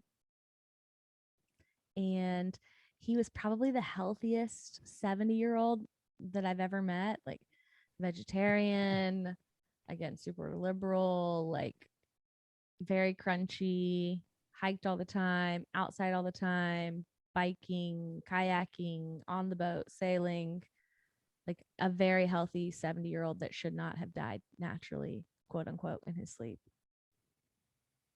I have a friend of mine that died in their sleep as well. That was a same like healthy dude. He was probably 40 and he was totally like an Iron Man fit kind of guy and When did he just died in pass? his sleep. Probably like 2 months ago, a month and a half ago. And it was so suspect that his family called for an autopsy. Yeah, they called for an autopsy on him too, and I don't think the results are back yet. I don't think for him either, because it's the one thing I'm like, please keep in touch. And it was a weird conversation even with the person that told me, because the person that told me, even the second I said, is he vaccinated? The person that told me was like, I'm glad I got my shot. I'm happy about it. And like I was like, whoa, I was Really? just Like very wondering. Mr. Smith immediately. Yeah, like attacking me in a way of like where I was just like, whoa, whoa, whoa, whoa. It's okay. You can do whatever you want. I just wanted to know if he was. Right. That's interesting though, because on the flip side, if the class recalls, my mom, because of this dude, hid from me that she was vaccinated for so long. She in 2021, I think she got it initially in like January or February, and then didn't she I found out about it in late September or early October. And I had asked her two or three times during that 10-month span, like, hey, mom, did you get vaccinated? Like, you can tell me. It's okay. Now she knows about Maria. She knows about what I talk about. She doesn't pay attention to anything that I do. She's never listened to a podcast. My dad and stepmom are angels. They listen to everything. Love you guys. But so when I finally found out that she was vaccinated, I called her out on it and she told me, and she blamed it on me. She was like, nobody can talk to you. Nobody knows how to talk to you these days. And I didn't want to hear about it from you. So I didn't tell you. And that ran all over me. And I was just like, okay, mom, if you think it's cool to lie to me every single day to my face for the better part of a year, then like we should take a break and we'll come back to each other at a different time. And that's what ended up. We took like a 3 or 4 month break. But it's just like he was inextricably intertwined with all this. And then the moment that he died, she went and listened to the Robert Malone podcast and she finally started listening to what I'm saying. And now she blames the vaccine for his death. Whoa. Like she has come Because she knew full how healthy he circle. was, where she's like, this doesn't There's make no, sense. she's just like, there's no other explanation. And now it's so, I tell people all the time, like, we can't red pill people. Like, we can sit here, we can maybe break your eggshell ever so slightly, but like, you got to take the red pill. You have to red pill yourself. Would you say sometimes you can't tell the people, you have to show them? Oh, yeah, yeah, yeah. And so this showed her, and I feel bad for her in a little bit because do you remember when you were green? And it's different for you and me, but it comes with subject matter for you and me. But for most people that I think literally take a red pill and like wake up, and you're just like, adrenochrome, the Clintons, like everything is just Everything. like It's a spin. mind blowing Yeah. and you're spinning and you're like, holy shit, it's all connected. Like you start seeing things, the light starts turning on and you're so excited that you want to go tell you want to turn that light on for everyone else. But for the newbie, they haven't learned the hard lesson yet. Yeah. And when they're immediately met with kind of that Mr. Smith effect, and that's happening for her.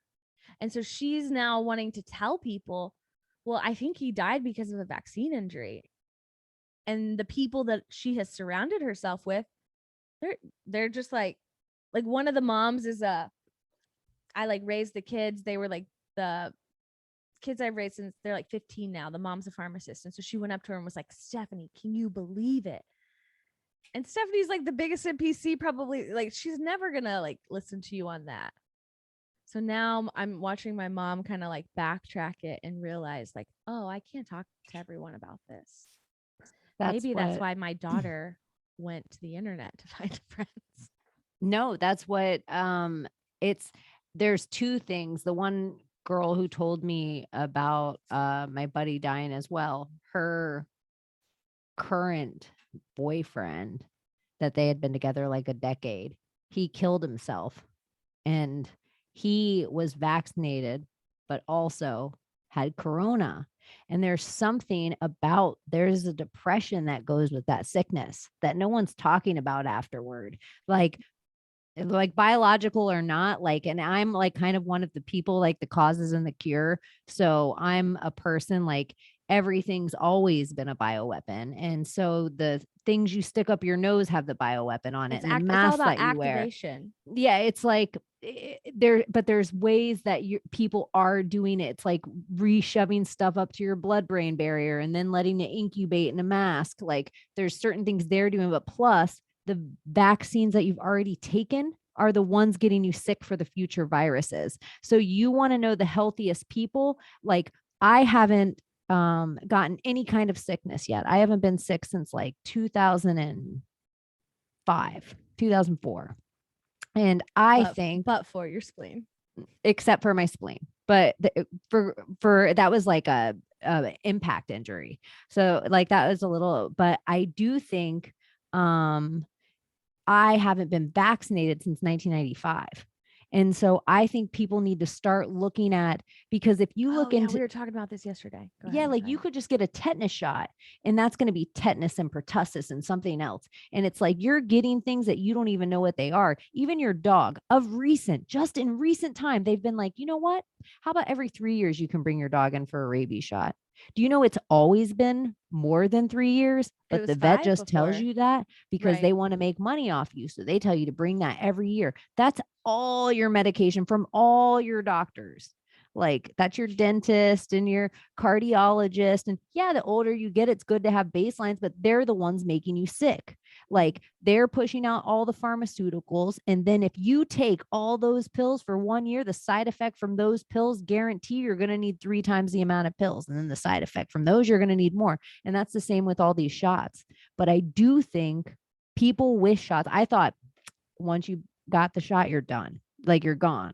But I do think people with one booster have way woken up, because you can see, like, even if we run by their numbers, 70% with the first shot, 50% with the second shot. By the time you get to the fourth, it's like only 20% of Americans have been vaccinated with their fourth booster. So it's like, okay. Well, you and I were talking. First off, I wanted to comment, and I think I've said it before, but best friend, not going to name her, her grandfather committed suicide when he got COVID. Like that's a real depression link that like nobody's talking about.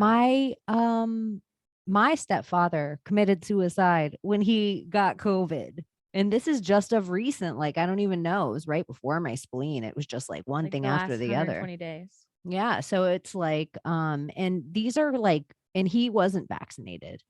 But I just think there's something with that no one's talking about. There's something heavy. And if you're already heavy, yes, that's it. Yeah, it's is like activating. And then activating something, and then it's intensifying something like negative for you in a way. But there's also cancer outbreaks that I'm watching start to happen with this, that no one wants to. They're like, what does cancer have to do with a vaccine? And I'm like, you need to do some research, put any one of those cancers in with the vaccine, and none of your vaccines are out of trial yet. None of them.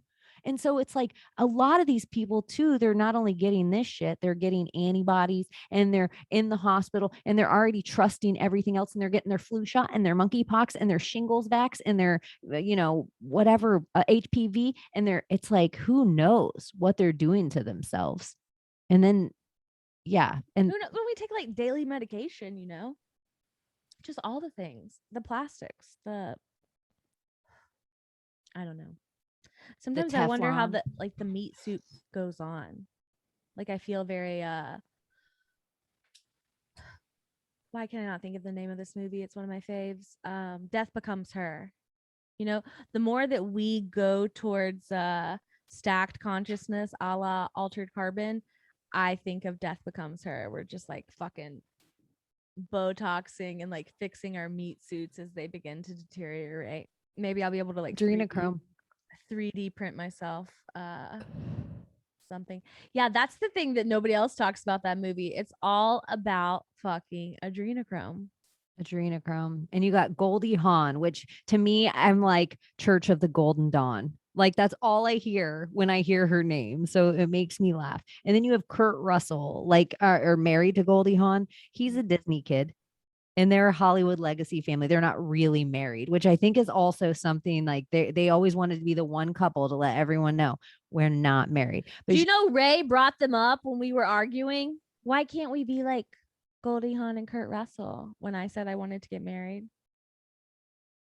this is what's funny though. It's like you said you wanted to get married as a person. You didn't say you necessarily wanted to get married to him. You were like, hey, He what do you assumes like it's to about do? him. What do you like to do? I like to wear black and go on hikes and I like Led Zeppelin. I could never listen to Led Zeppelin. Will never work. I don't know What? if I've ever said that, guys. There were 3 things that I told Ray that I liked, and they were the 3 things that he used against me to break up with me. But they were just weird things. It was, I like to hike, I like live music, and I like to travel. And he said, I'll never hike. We're not compatible. I don't like to listen to live music. We're not compatible. And I don't like to travel. I've gone everywhere. I've seen everything. We're not compatible. I wish I could, like, that was almost an out of body experience for me, in that, kind of like what I was saying to you earlier, like, I know that I'm right. Like, I know I'm the best. I know that, like, it's as good as it's gonna get. And I'm just sitting here watching you argue with me about going on vacation together. A future vacation. Like, he was like, how many days a year are we gonna be traveling? And I was like, I'm not negotiating PTO with you right now. That was my favorite line. Because you're like dating for 3 weeks and you're in a tiff, and that's you're like, I don't know. I haven't talked to him since I told him. Ray, it's crazy. I'm not negotiating my PTO time with you right now. And I was just like, I've never heard this conversation before. It's just wild. I don't even know how we got into this, but we had to say that. And you seem to play house in a fun way. I just want to be a wife. But you seem like you play it in a really fun way. You come into town, you're like, go golfing. Do you want a meal when you get home? Or do you want me to meet you at the country club? Or neither of those things? Like, I love all the home stuff. Let's talk about home. You and I've been talking about that recently. But no, I just like want to come home and like put on an apron and like cook a big fat steak, you know? I want a dream kitchen. It's like I want one too. Oh my gosh, I want a flat top in my kitchen. I need gas. We got to have a hibachi. What do we call that? You call it a flat top? I want a flat top. That's that would be I call hibachi it like grill. Yeah, it's the same. Yeah, it's a non-negotiable. What's another non-negotiable in your dream kitchen? In my dream kitchen, I definitely have to have an island. Double island. Yeah, this is dream kitchen. Come on, girl. I don't mind at all if it's I just want to be able to turn and work all in one section. I'd like a butler's pantry. I want a double oven. I love knives on a magnet. Like all my knives, I want to be able to look at on a magnet to see what one. I want my kitchen pretty much set up like a professional chef's kitchen. Very industrial. I would want an industrial dishwasher at home. That's me too. I want full hose. I want the squirt hose. I want the sliding rack. I want to shut the door down. Oh, okay. Yeah. I want the full thing. I say this all the time. I love like the full dish pit. I don't mind. I gotta have a pizza oven outside. That's what I want. Totally brick oven outside. But like not just a little thing that you put on top of not a bullshit no, I want one. The real brick oven. Like you build it with like cement and bricks. Like you build it. You don't like buy it from Wayfair with Ellen Pellos and adrenochrome. That's the other word of the day. Yeah. Adrenochrome is totes. I feel like in my dream house, my kitchen is the center point. And because with hanging out with people who I need my living room, like my TV room, to be super intimate and cozy, because the people that are going to go into that space, like I'm not going to have people over to watch TV. Like that's going to be an intimate time that I'm watching TV with people or cuddling with people or doing whatever I have going on. So I need that space to be small, but I want my kitchen area to be like open and hanging out. I want my bar stools to be so big and cozy and like that you want to, everyone just ends up in the kitchen because you're hanging out with the person that's cooking. I want a huge, like, I want the kitchen, and then I want a big, huge, I don't want a formal dining. I just want a big dining room table here, but then I want a sectional, like, and a television. It's all one line. But then I would have like a more intimate television place to watch as well. I got this future house in my head. So beautifully made, so beautifully decorated. And I'm such a fucking weirdo. You know this about me. I have one, two, I'm looking at them right now. 1, 2, 3, 4, 5. I have 6 pieces in here that are professionally framed that are laying against the wall. Oh yeah, you have some decent art in your house. It's not hanging up though. I was non-committal like that. But once I got my a shell. This apartment is just a shell. You know, there is really easy ways. There's these lady trick. There's these hooks at Home Depot and they are shaped like a sharp J almost. And they're where all the photo stuff and the hangy stuff, because a hard part for women is it's not because women can't find a stud. Well, they can't find a stud. I can't find a stud. Women can't. It's like women don't, the idea of most women going and getting a stud finder and putting it up against a wall and finding a spot they should hang it and then putting in an anchor screw that's the proper size and then the screw in the wall to hang their art. It's like 4 holes and plaster all over the ground later. It just, ladies aren't as good at it. There's these weird wires that are shaped like a J that they hold a crazy amount of weight and they go in like a coat hanger size and you'll shove it in and turn it. And then you'll turn it so like one part of the wire is flat against the inside of your wall and you just have this tiny little piece of metal sticking out. And it all goes, it's like sticking a pipe cleaner inside your own wall, but it goes in easier than you think. And then you don't have to put in all the other shit and you can just hang your art easy. And this is for non-committal people that have art on their floors. But mine's just not art. Like I bought 5 vintage ashtrays this weekend and my phrenology head, you know, and like I'm going to use some of those ashtrays, but I just like, I have this like pile of stuff. Your fireplace mantle is only so big for cool trinkets. Right. I have this pile of stuff that like, I feel like I've never had like a home, you know, you and I were talking about, I feel very transitory. Like my parents got divorced, I've been moving every other weekend since then. And then I dated all these people long distance. I thought they were emotionally unavailable. I was the emotionally unavailable person. And it's like, I still don't think I can get a house yet. But then also, like, what am I waiting for? I keep blaming it on being self-employed. I've lived on opposite sides of the country as my actual possessions too, where some of your possessions are in storage units. So all your favorite things, you never replace the favorite things. So instead and you never just feel them or have them with you. No, you just put them somewhere. Yeah. And you'll just live 5 years without having a good that thing because your favorite things in a storage unit in a different state, and you'll pay for these rooms for the things that you don't even have. Like some people have lost people and they're putting off going through those things. So they just put it in a storage unit somewhere. And then those things compile new energy because you just don't want to go through the things. Go through the fucking things, go through them. It's so interesting. And don't go through it alone. Go through it with somebody, like when you go through those dead people things, because people will have eyes for stuff that you don't have. Like, you know, like someone can't see sometimes you're hurt or grief or sorrow or the pictures you get trapped in because you go back to your little kid self. Somebody will look at it with you like an adult. And sometimes the stuff that your grandparent had or parent had is so deep, so introspective, especially this stuff we talk about now. Like they'll have newspaper clippings that it'll be like electric car gets 65 miles to the gallon. And you'll be like, what, granddad? What was my granddad talking about? You know, and you'll start looking through. So I just think sometimes it hurts because the pictures are on top that are like, oh, it's you and them at a certain age. But that's all energy too. We pay rent for these things. I'm very strange. Like, I don't really care about possessions most of the time.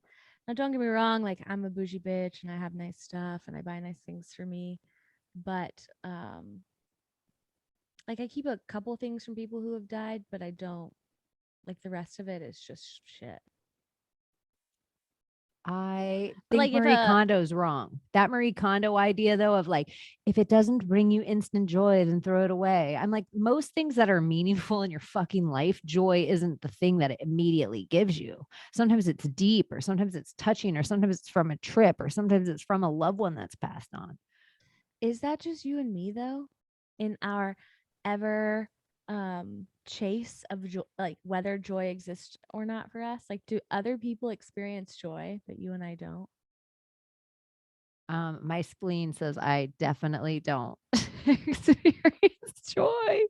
I try to, but I just think my joy is, I don't know. I feel like I hate old soul. And I used to think old soul was a compliment, but now I'm like, young soul, there's young souls out there that get it right and they just move on.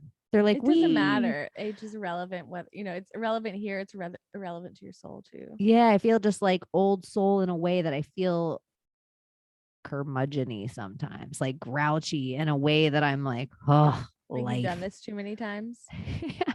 Well, I'm a person though that like everybody else is like, I'm not coming back to Earth Game ever again. I'm like, I don't care. I'd start this level over.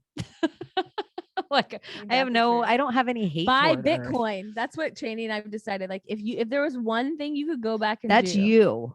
I know, but it would You help us love the both. bit. You love, yeah, I think it's such a clever, I think it's such a perfect, Like, if you could only say one thing to your past self, Bitcoin. but the one thing to me, I feel like every day with the cryptocurrency, I feel more and more validated that it's dead energy and that I was right telling Oh everyone to yeah, stay away but from it. again, I want to play the game to get out of the game. Yeah, I If I think could have they're, made us $200 yeah, million on Bitcoin, like, come yeah. on. It would have been like owning Coca-Cola stock at a certain time in Right. history. Or it would have been like if you were in the Middle Ages and you had salt.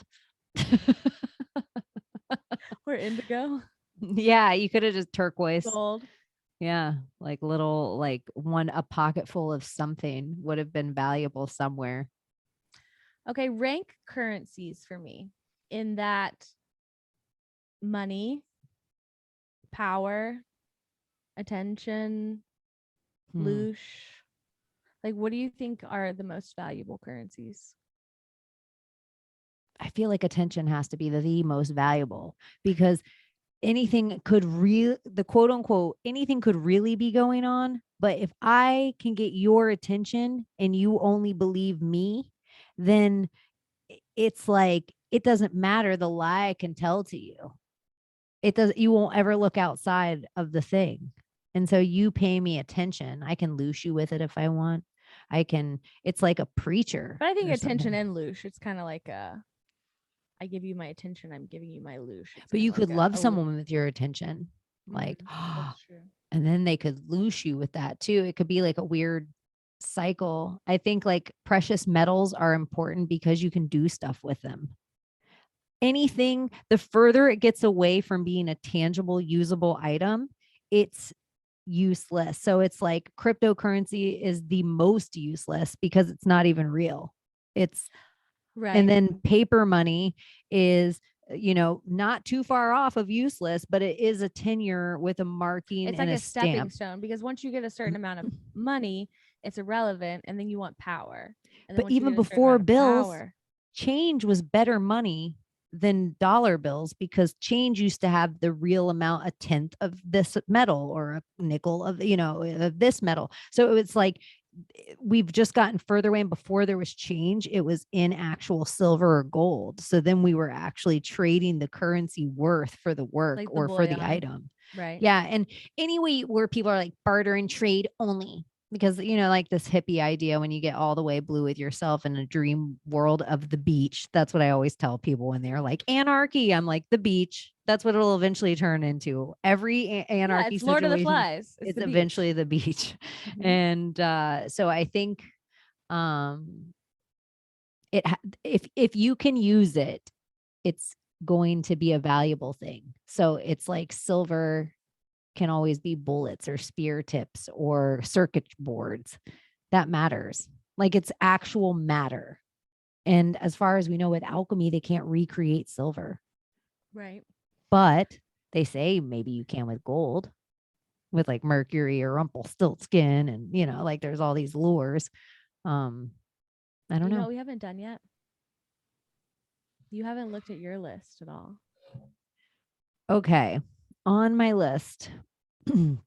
So when we talk on the phone, one of us, and by one of us, it's Chaney, has a list of like just crazy things we talk about. The way I do my podcast normally is I have a pocket constitution and I write my thoughts throughout the week and then I share them in a rant on my show. I haven't been doing my podcast so much, but I have been talking to a lot of people and I haven't been carrying paper in my pocket. And so then I was like, hey, because you're always like, we should record this part. We should record this part. We should record this part. But I'm like, why don't we just start making bullet points for each other sometimes if we're ever thinking about it? Because a lot of times we have pad and paper in front of us. So on the bullet points of the first thing, and they're weird shorthand. So I'm like, I wonder if you'll even, I have Hillary Gold Cube. What Oh, is it's the that? 9/11. It's the Ballot 9/11 of it all. basilisk. Basilisk. That, yeah, we talked about the basilisk. Oh, we talked about part of it, but you also Hillary Gold Cube. It's all together on the same line. Uh-huh. Ooh, how do we get there Do quickly? anything for you in the game of. Oh, well, let's talk about this very quickly and then I'll Okay. lead this into this discussion. I have a whole repertoire of 9/11 memes, 9/11 thoughts, memes, videos, and I felt compelled to post absolutely none of it yesterday. How did you feel? I on like 9/8 or something, I posted my favorite 9/11 was 9/11/16 when Hillary was arrested. And with a video of the time everybody mocked Hillary having guru. Cool. Cool. That same way we say that word is how I want to say spoiler alert. Wait. Oh. Like I just want to say, spoiler alert's triggering to me because I'm like, shut it, just go on with your thing. Like I just, so yeah, kuru, like everybody trying to say it, kuru from eating the If you adrenochrome. don't know, guys, Kuru is a disease. It's mad cow for humans, right? Right. It's when you supposedly eat the brains of another human, you develop Kuru and die. It's a whole And you thing. can't say it. And if you try to say it, you always will, you'll either become a voodoo priestess from Louisiana or you'll become a country grandma. You'll be like, you better get on in here and eat your kuru.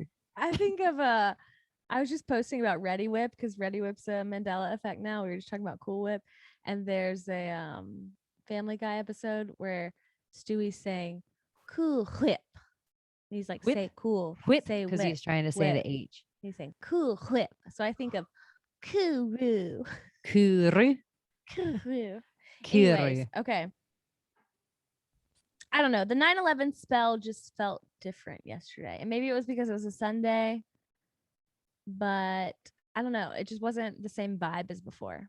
Because the queen died. It does it feel like we're in a week-long ritual. Like I was watching it next to each other on the TV and it was like remembering 9/11, remembering the queen, the second. The queen trumped 9/11 remembrance. Yeah, but it was like the Queen Elizabeth II, and the way the two bars were in the second of her name looked just like the Twin Towers on the other side of the screen. And it was like this split screen that I felt like, and then the Emmys were today. And I'm sure there's been We a have a couple lot other of Lucy events leading up to. Oh, okay. Let's talk about this real quick. Our predictions. Yeah. And then we'll go back to 9/11 and I'll talk about the yellow cube. If I'm going to take the glittery red pill with you right meow. Right meow.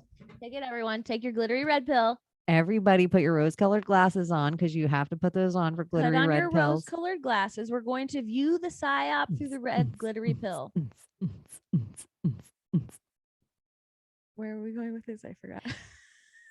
Well, we are about to witness a state funeral. Oh, okay. George Bush's funeral. Senior. Yeah. Well, he's the only George Bush that's dead. That's dead. Yeah. Thank you. Well, because there's been the whole because there was the Dancing Queen's Colin Powell funeral in between the two funerals, which was also a state funeral. And then you have Dancing Queen of it all with Colin Powell, which makes no sense, but it's a queen again. And here we are with the next state funeral. So we have a state funeral. And if you recall at George Herbert Bush's funeral, a number of individuals, including Hillary, Pence, George W. Bush, Jeb Bush, Obama, maybe Biden. Mm-hmm. I don't remember Biden being Jill got it. Not Biden. He was so like at least those 6 aisle. people received a white envelope at this funeral, and it was waiting for them at their seats. And Hillary is like the stealth of all stealths. She sits down, she looks at it, you can tell she's a fucking professional. She is completely non-reactive to it whatsoever. Folds it, puts it down, speaks to Bill. Jeb Bush looks at it, and then every single fucking paparazzi got a picture of him with like a fucking crying face as he's looking down at Laura Bush. Do you remember that? Yeah, he was such a cuck in that moment. It was all over his face. Yeah, his dad was literally in that moment going by in the casket, like going right by his face in the casket, and whatever was on that envelope took him away from his own father's casket. So what was in the fucking we could philosophize about this till the cows come home. We could make all the Q references, but I don't want to talk about that. We just have to acknowledge that they received them there. Yeah, we don't have to talk about who they were from, where they were from, what they meant. It doesn't matter. They received them. Yeah. State funeral, envelopes, wrinkled flag. I think the envelopes are coming back. Like, wouldn't that be an interesting day? Oh, okay. This is what we were talking about. We were like, okay, there's already been a Mandela effect. Q never said the first arrest will shock the world, but we're going to pretend that does exist. Oh my gosh. On this timeline. Okay. So Prince Andrew gets arrested at the Queen's funeral, and all of these people get white envelopes. That's the glitteriest red pill that could exist. It's the most glittery red pill for the king to get arrested. Oh, right. Because then the monarch crumbles. The whole monarchy get arrested because you can attach the queen to, or the king, now King Charles, to Jimmy Savile, which you can, I would say we have more proof that Jimmy Savile has done more disgusting shit than we have proof that Epstein's done disgusting shit. And that's a lot of proof, like proof, not conspiracy. This is like proof that you can show your grandma on Netflix. Right. Tangible. Direct, like, and look at how I'm like, here's your proof that you need a Netflix documentary. But if we were to take the glittery red pill, I have always said that, like, we want something like Q to happen, because like otherwise to effectuate real change will take decades. There has to be some sort of like cataclysmic event, like the draining of the swamp, and it would be the opposite of a 9/11. Right. Because otherwise it's kind of impossible. So when are we going to have literally every single fucking head of state in the same place? Except guess who was snubbed? Who? Daddy. Trump didn't get an invite. All the other ex-presidents got an invite. The Pope got an invite. But if there was ever a time to take all of them out, whether that's quite literally in their deaths or quite literally in their arrest, wouldn't this be it? I think it's pretty brilliant. And then you have, okay, if we go through some Q sayings, we get the white envelopes. We're sitting at a state funeral. if there was the timeline that we all remember where the first arrest will shock the world, we're not on that timeline anymore. And Donald Trump was in DC today, and all I saw was the narrative being pushed that this mofo was going to get arrested. And I was thinking, oh, is this going to go down? Like, is he going to get arrested in DC? And all this other stuff is going on. And then it was like he had his golf shoes on. He stopped by his country club, and then he tweeted out all day, see you in Ohio this weekend, see you in Ohio Saturday. And so I'm like, we are on a different timeline than the escalator timeline or than the timeline that is first arrest will shock the world. So now we're on this timeline that watch the water. And so in the maritime law of it all, of the Queen, everybody's saying that the gold fringe on the flag is nowhere to be found around these certain things, because we've been under the Queen's law our entire existence for hundreds of years as America. That's one of the things, is that we've been under the Queen's law. And so this separation of the Queen, like even her procession, when she gets pulled down, it's all naval. It's all like she gets pulled by naval ropes, like she's on water. So it's like she's the Queen of Scots, which I thought it was so crazy to hear that in my brain today. Elizabeth, the Queen of Scots. It almost did something in my like witchy where I'm like, that's not supposed to be Elizabeth, ever the Queen of Scots. It's Mary. Mary's the Queen of Scots. Mary's the Virgin Queen. Mary, it's like when you go through the names of Mary versus Elizabeth, it's always this battle like throughout history. So it's like today when Operation Unicorn happened, as opposed to it being London Bridge, so we get the 12 days instead of the 10, and she's in Scotland, and we're watching an English queen go through the streets of like everything that you ever see, like Mel Gibson, freedom, it's against the English. So seeing this English queen being called Elizabeth, the Queen of Scots, is like, whew, it did something weird to me today, hearing it and watching this whole slow walk. And then I'm like, we're not even in Europe yet. Like her funeral Right. isn't even until like what, the 18th or 19th? The 19th. Like it sits in some building for 4 days. It's a week from Charles has a today. whole thing. Like it's still like all the ritual I was watching that happens. I'm like, But the thing is, she created this ritual. Like this was all her. This didn't really like there were like tenets likely that existed of what would happen if a body was dead here versus there, but like the operation, the names, like the very very particular things I was reading that like she began developing like as she ascended the throne. So I don't know. I do a lot of estate planning because that's just part of my practice. Um, but I wonder, like, at what age do you start planning? Like, maybe I got to make mine like a puzzle now. like a queen. But even the family crest, the like uh that the queen has, where it has like the unicorn on it and the lion and then the smaller lion, and then if you look down at the bottom of the crest, it's like a red dragon. So you have the red dragon. So Charles is called, like, he's the son of the red dragon. Like for some reason this goes through their lineage, so that red dragon's on the thing. This Welsh flag, she has this Welsh flag laid over her. It's specific that the Queen's dogs are what kind? Welsh corgis, not just any kind of Welsh corgi, but a Dachshund mix, because what are Dachshunds? Germans. It's like these little tiny things that they mix in with their, but the red dragon, the interesting part about it is Saint George is the saint that apparently kills the dragon. Like all the depictions, if you look up Saint George, he has this long sword and he's stabbing it into the top of a dragon. So if you look up the Georgian country flag, it looks like all of the embroidery on St. George. Like it looks like all the same stuff. So it all attaches to the sovereign knights of Malta. This is where it gets kind of crazy if you want to get like next level and attach it to America. I've been to This is Malta. this is glittery red pill. I'm reminding everyone. Okay. The Malta flag is so similar to the Florida flag. Florida's carried a different place this entire part of the last few years.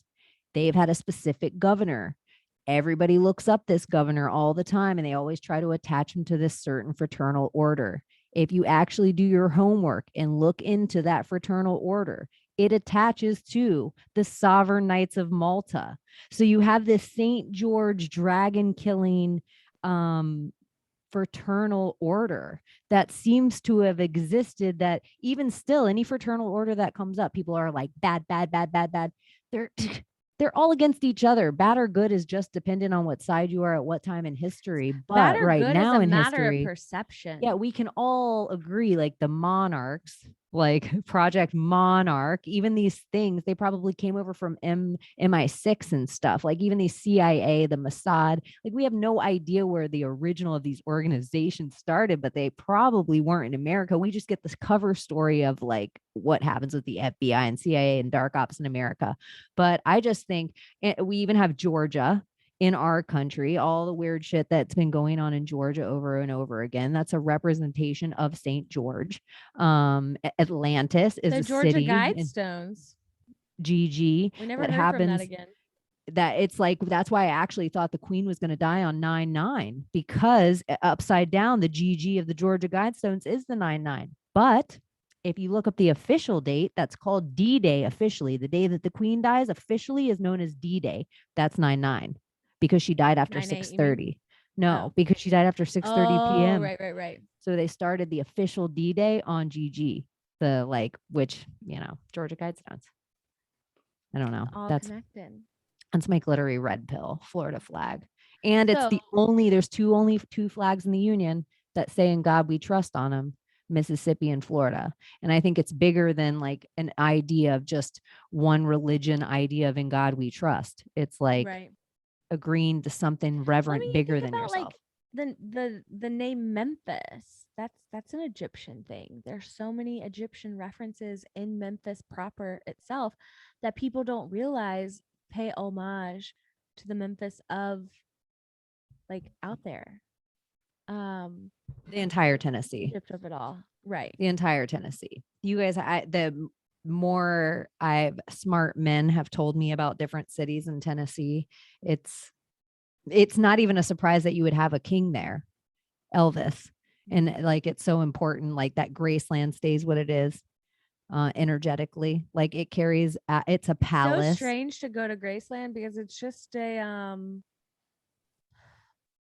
was a nice house for a decently like middle class family like you and me growing up. Like it's very underwhelming. If you were to go there, you'd be like, this is it. At the time, it was great wealth, but at this time, it's not whatsoever. Well, maybe not even at that time, because you look at like the Vanderbilt mansion. Right. You look at like real wealth in America and you're like, really, Elvis was living in a hotel room and probably killed because he was about to leave his manager. And he was probably under conservatorship like Britney, and he couldn't even leave the country his whole career anyway. I think that's the queen. Movie? Elvis is the queen, is Britney. That's the thing. Okay, that's the thing you and I said the other day that I want to reiterate again, is that the queen is no different than Biden, than Obama, than Trump to me. I know you might put people on different pedestals ever so slightly, but like she's just an actor to me. No, I still think Trump's an actor. I just think he's acting for a different squad. I still think he is the great magnifying glass. I think he has a part to play. And I even think sometimes he has to stand in the mirror and be like, okay, on stage. Like, okay, I don't think like I'm with you to go into this. Okay. So let's take the glittery red pill again. And normally I operate that like these people are purely actors, that there's like somebody is running a script to them completely. But let's take this and view it as factions, that they're all these on a video. I feel like I want red pills falling when you say let's take the glittery red pill, and then like some music comes in for a minute and lights and it's glittery, and then like it's like we get glittery visual. Yum. Yeah. We all take it. Our new thing. It could take that out and then take a red pill. Okay. Yeah. Maybe I like it. Anyways, like okay. Let's imagine within this hypothetical that it's not red versus blue. It's all these different factions, and who knows really who's in charge of the factions and the architects and all this different thing. Okay. So we have 9/11. 9/11 happens, and it's a ritual. It's an energy harvest. It's also a false flag that makes America and the globe look one way. while they use it for, it's not just one piece of propaganda, it's used multi-level faceted propaganda. One of those, in my opinion, is this whole nuanced patriotism in a way. Like, I always think America has been patriotic, but they took patriotism and they inverted it and kind of perverted it in such a way where you felt as though you were being a patriot by basically giving up some of your rights. Like, I remember I literally had this exact conversation. I was so NPC at the time. But I remember talking to someone and being like, I don't care if they profile me. I'm not a terrorist. They I can look at don't, my bank account. they can look at my stuff. Like, I'm not saying bomb on an airplane. And that type of loosh, or that type of, they made you feel like you were a patriot. Like, I'm an American. I have nothing to They're just hide. keeping us safe. Right. They're keeping us safe. I'm not a terrorist. Look at my stuff. So that's what I think we were supposed to think. And we were supposed to think that they were monitoring our data somehow in real time. The funny thing is, we never considered the AI that had to be processing all this data. But we all thought back then that whole, like, don't say bomb on an airplane, don't say George Bush and bomb and this or that, or the FBI is going to show up at your door and you're going to get arrested. So we all were thinking about that. Okay. We were all okay giving up our Fourth Amendment right to privacy, giving up our 14th Amendment right to due process. We were just fucking Everybody chucking. just you can have an x-ray full that you can see my whole body at the airport just so I can travel. Like, everybody just let that happen. So many things. Like, think about French fries and the way that we changed them to freedom fries at one point, as if, remember, the French were not supporting Like, the these wars seem so stupid to us. right. They And weren't we were like, supporting you know what? the weapons of We're mass going to call our destruction. French fries Freedom fries, because you're not freedom supporting fries. the United States. You're not a fucking patriot. What a fucking psyop that we were even blaming a whole other country for not supporting anything. Anyways, okay. To, like, put a little pin on the Fourth and 14th Stick a Amendment pin. issue that we're talking about, it wasn't about monitoring us in real time. It was about pouring all of that data into Tyler. The Tyler that we talk about right now has everything that you and I willingly give to it. It has all the other things that the government listens to that doesn't tell us that they do. And that, like, develops that character of Chaney within Tyler so much, because it's reading your emails, it's reading your text messages. That's why my TikTok predicts things the way that it does in reality. I know that on some level. But okay, all that aside, the global architects use 9/11 as look this way but not the other way. So if we're taking the glittery red pill and we believe that these factions are in control, some say that they were looking for alien technology, that that's what this whole thing was about, the weapons of mass destruction, that we were going to Afghanistan, we were going to Iran, we were going to Iraq, and we were looking for, like, essentially stargates and, like, gold, that, like, we raided Gaddafi and we took all of the gold, all of the stargates, all of this technology. Supposedly one of the pieces of technology that we acquire is called the yellow cube, and it is like a form of the looking glass technology that we also talk about sometimes in connection with, like, the Barron Trump omnibus and the S4 level at Area 51 is supposedly where Project Looking Glass is. But the yellow cube is what supposedly then gives the name later to the yellow book that we all use and contains all the information that you might need possible. But for you kids out there, yeah, that is this old thing that used to be like, we used to all have phones on the wall in our house, and you had the white pages with a whole bunch of phone numbers, and so then they're the the white yellow book, pages that had the personal names and numbers in it. personal, The of your yellow local town. pages, yeah, the yellow pages had all of your local businesses, and then you could advertise. But it was like this book, like if you were like, oh, I want to call Bob's And it had two menagerie fingers on store, it because two fingers did the walking. but it was huge. We would all get a yellow book every year. I don't even know who manufactured the yellow book at this point. but every city Census across the Bureau. United States got the yellow book. So it's supposedly, it gets the name from the yellow cube. The yellow cube is this piece of alien technology that interacts with the user. And so you look at this technology and it's reading your thoughts and it's interacting with you and your energy. And it's going to show you basically like kind of like what you want to see. But you will start to see like all the different hypotheticals where something could happen. So if we go back to Q said over and over again that Hillary, they never thought she would lose. We heard that. And we heard that just in general from, what was it? She had a 95, 98% chance of winning, that New York Times poll that came out right before. So the yellow cube, supposedly Hillary had one of these. And every time Hillary interacted with it, in every hypothetical that it showed her, it showed that she was winning, that she was never going to lose.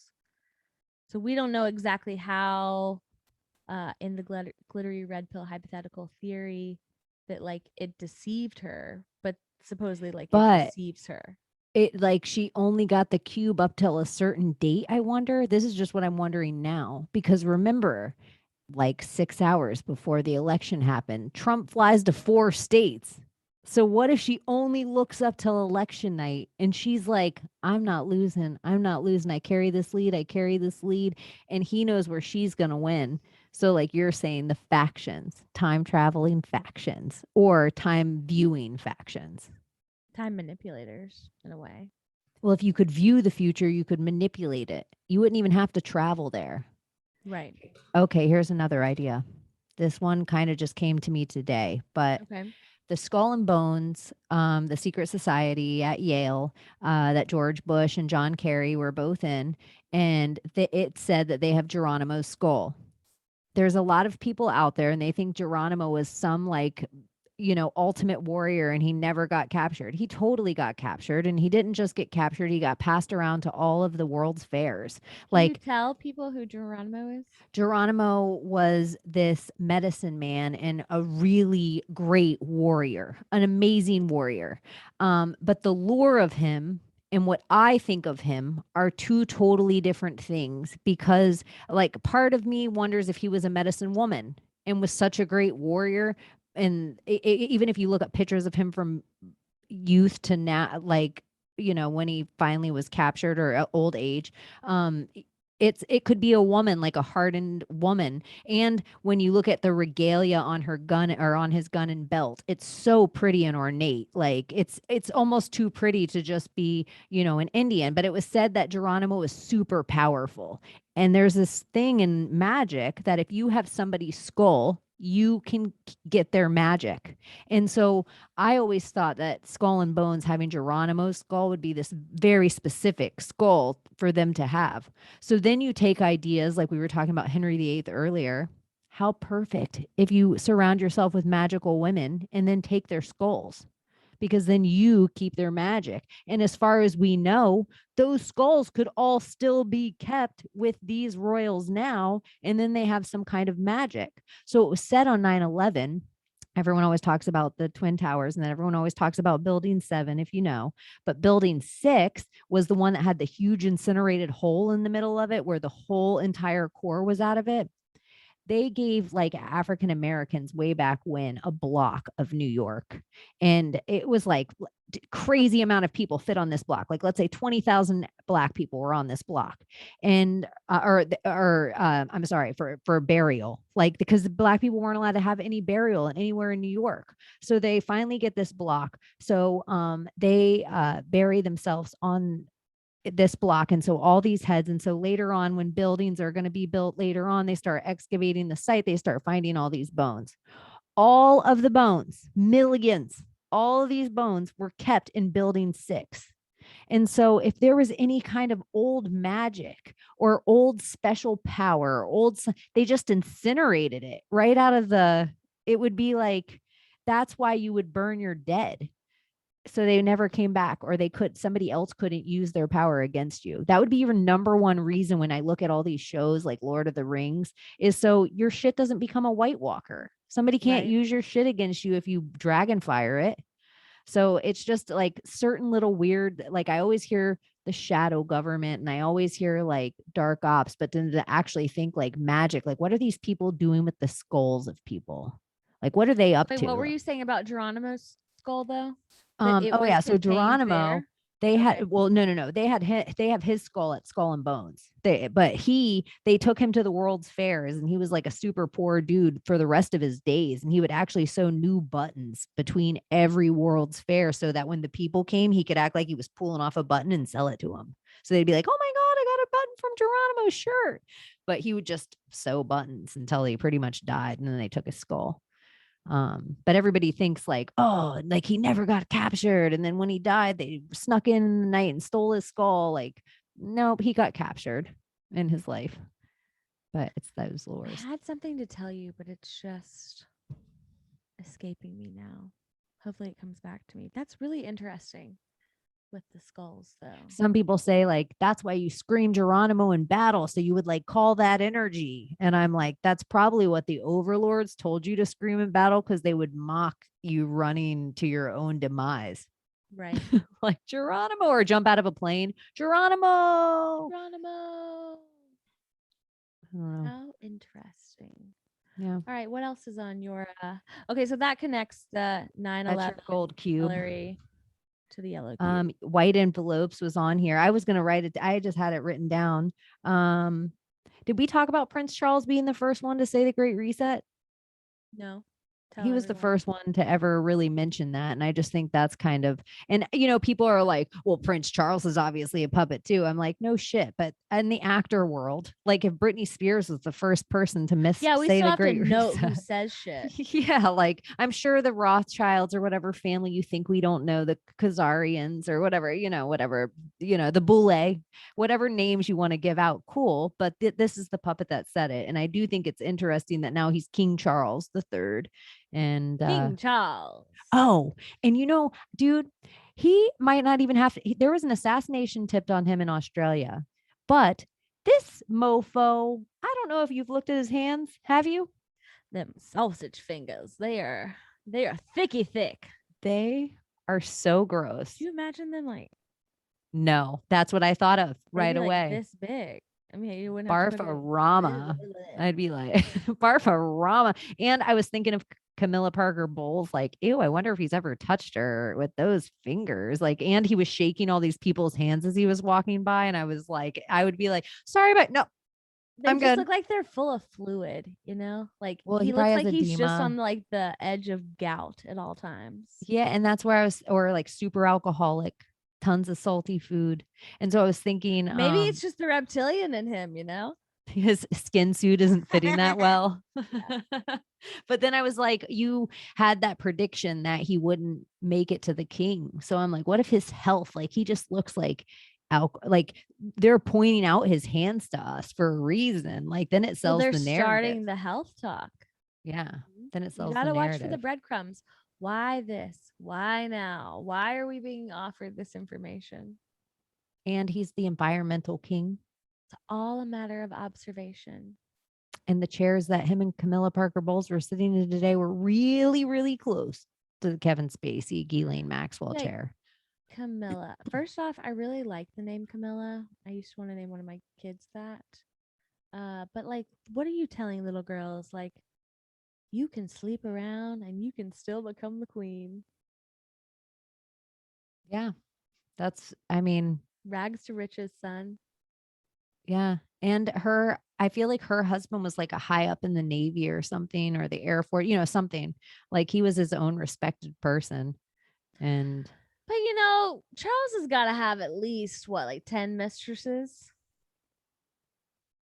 I don't know. He just, to me, he hung out with Jimmy Savile. So he's doing something really dirty, and Camilla's just a beard. Mm-hmm. Like she's the beard that accepted it, and Diana never would.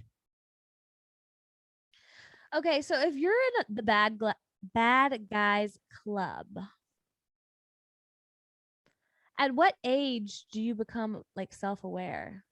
Like, do they hand you? This is what I wonder about the I presidency think you're a sometimes. pederasted. I think you have a older gentleman that's around you from the time you're like 7, 8, 9, 6, where and it's very normal that they take you under their wing and I'm going to teach him how to pheasant hunt and play polo and etiquette and do all these, and it would just be very normal because it's not like the king and queen are raising their children. Right. So there would just be, it would almost be known But because they like, when have to would you become like disassociate you. indoctrinated? Like, when would you be like, we drink the blood of children to like preserve our rep? But I guess maybe if you're a reptile, you know from day one. And they I also like they have to disassociate them in a way that they don't think they're us. There's nothing about them. They can't ever it would be like the same way you stopping how you're walking into your office because there's ants on the ground. Like they don't think about us, that we're equals to them, and any even 1,000 of us don't equal one royal. Like they Right. are put there by God in their heads that they're the sovereign. Okay, Like so that's why you have to watch season 6 of the 100, because it's the same whole premise that like there are these families that came to this planet from Earth, and they've been transferring their consciousness down the generations for like 400 years. So that's like what I these are, think's and so happening. what they do is they like convince these people that they're God, and like it's their duty to like end up giving them a body. This is obviously different in this respect because they're like lining up royal bodies for the season, but this idea that like some sort of alien to this planet has like put its consciousness in a human being, and it's the same person that's been in charge for 1,000 years. I feel like people right now would give, like I do think celebrities do this. Like it pretty much anyone right before they hit it big, they have someone really close to them die. Like, that kind of Part of like your like sacrifice. contract. Yeah. So normal humans, I feel like there's at least like just conservative number on the low end, 1,000 people out there that if Brittany was like, there's new technology and I just want a new body, but I need one of you guys to offer it up. I think there's just Oh, 1,000 right. people that are like, here, Brittany. So if it Think was a about god, the that's easy. yeah. Think about the people that like give up their children, like sell them for sex. But they were children who were sold for sex. It's almost it, I don't know, dude. I had some like life is fucked up. I don't think that necessarily means that I'm gonna fuck everything up that I touch. I know the the few stories of people that I've chatted with in their real life, that stuff happened to them when they were young. And some of them I couldn't even fathom, like, how are you carrying on a relationship with your mother? Like, Right. how do you still speak to this person?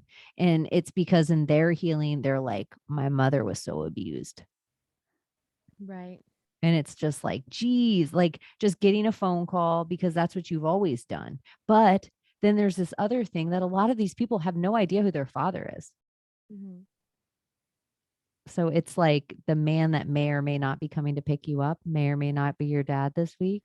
I mean, I think the interesting thing with that is that like ancestral trauma is like both like an overt thing and like that type of hypothetical that like loops are repeating themselves. You need to like break the cycle. But then there's also like ancestral trauma on like a molecular, like a DNA type level that might permeate and cause the issues that you're kind of seeing here overtly. I don't know. Well, in real science, if you and I were created in our grandmothers, so if they could abuse our grandmother or ritualize her in a way at 13, make her go through some kind of weird ceremony of some kind of religion I won't name because somebody out there is that religion, they get a fit, like we would never do that. But they make her go through some kind of weird ceremony. Does your grandmother already get set up so her womb is the start of the Trinity, because now your mother's in there and the eggs are growing inside your mom too? So if we're all like water, all moving, what could they start there? That now that if they take your mom at the same certain time, they don't even have to have her all the time. If MK Ultra and hypnotism and all these kind of things are Like the real, activation is real. Yeah, like they don't even have to captivating. do it all the time. It's just like, what are summer camps? Like our parents, they went away for 2 months at a time. Some different churches, like you just drop off your kid for this whole amount of time. Like I think people are under the idea that there is no abuse if you don't remember it. Like, but I would say there's so much stuff out there that people don't remember. I didn't even think about that. Oh, Ray's best friend lives in Florida. I met them and they sent their kids away this year for like 7 weeks to a camp. And I'm sure it's like very fancy and expensive, but I didn't even like think about, because obviously it doesn't touch me at all, abuse in like those type of respects. Abuse and indoctrination. And But like so then if abuse from like a counselor level, like a fellow camper level. Mhm. And it's 7 weeks. Yeah. And even abuse in a level that is like 4 girls against one. Like you Oh, get an right. age discrepancy now in a camp setting that you don't necessarily have in your classroom, because in camp you might get 4 years age difference, but 4 years for kids is everything. So it's like now you set up that bully scenario. Did you go to And camp at all yeah. for like a long time like that? The longest time I was ever away from home was I went to a 2-week camp and I made it like halfway through. And What age would that be? I was probably like 11 or 12, Okay. maybe 13. Um, maybe like 11. And I got called a lesbian at camp and I wanted to go home. Did you know you were a lesbian then? Yeah, I mean, I obviously, but it was just like it was just like out of all the other names, probably what made me want to leave, but these older girls at camp. But the reason they called me it is because I knew another girl at camp that her and my mom were best friends, where I just called her mom my aunt. Like I knew this girl since we were kids. That was one of the reasons I was allowed to go to camp. So there was like a long line for the showers because it was all outdoor stuff. So when we were getting up to the shower, I was like, everybody has bathing suits on. You're at camp. You're not like doing like, and so I was like, we'll just take a shower in the same shower. Like, Right. make it quick. Like, but then they were like, lesbians. And she obviously didn't care because she wasn't a lesbian. And you were like, how did you know? Yeah, I was like, I just was laying awake. Like, I got to get out of this camp. God love you, girl. But yeah, it was it was still fun. Like a Still a fun experience. core memory. In I the know. And there was a little boy at hurtful sense. camp. Like I had a boy crush at camp too. Then, because I wasn't like, ooh, like, Dude, I was the same person at fucking camp back then. Like, are you my soulmate? are you my soulmate? Do you Are want to you bend my me over the soulmate? bunk bed? I was a good girl back then. It was now I see I almost regret that I didn't get the period, because I had friends that I made at that summer of camp that was like those first pen pals where they went to the camp every year, but I had like a trauma of the camp that I'm like, I it seemed never like went to a fun. camp like that. Like I went to like a day camp type thing, but not like an overnight situation. It was the age where like a couple of the people there had names that they told me a fake name, but just because you would do that, you would be like, I'm from Oh, Australia and me my and name's my BFF that you know, the one we used to do that when we were younger. Oh, yeah, I forgot. I told you the story the other day, didn't I? She and I used to go to things like baking classes. And like one time we made up this story that we were the daughters of Richard Branson. I think this is so random. And we were like so rich and so this and so that. We were taking this baking class and we were in like a small town in Tennessee.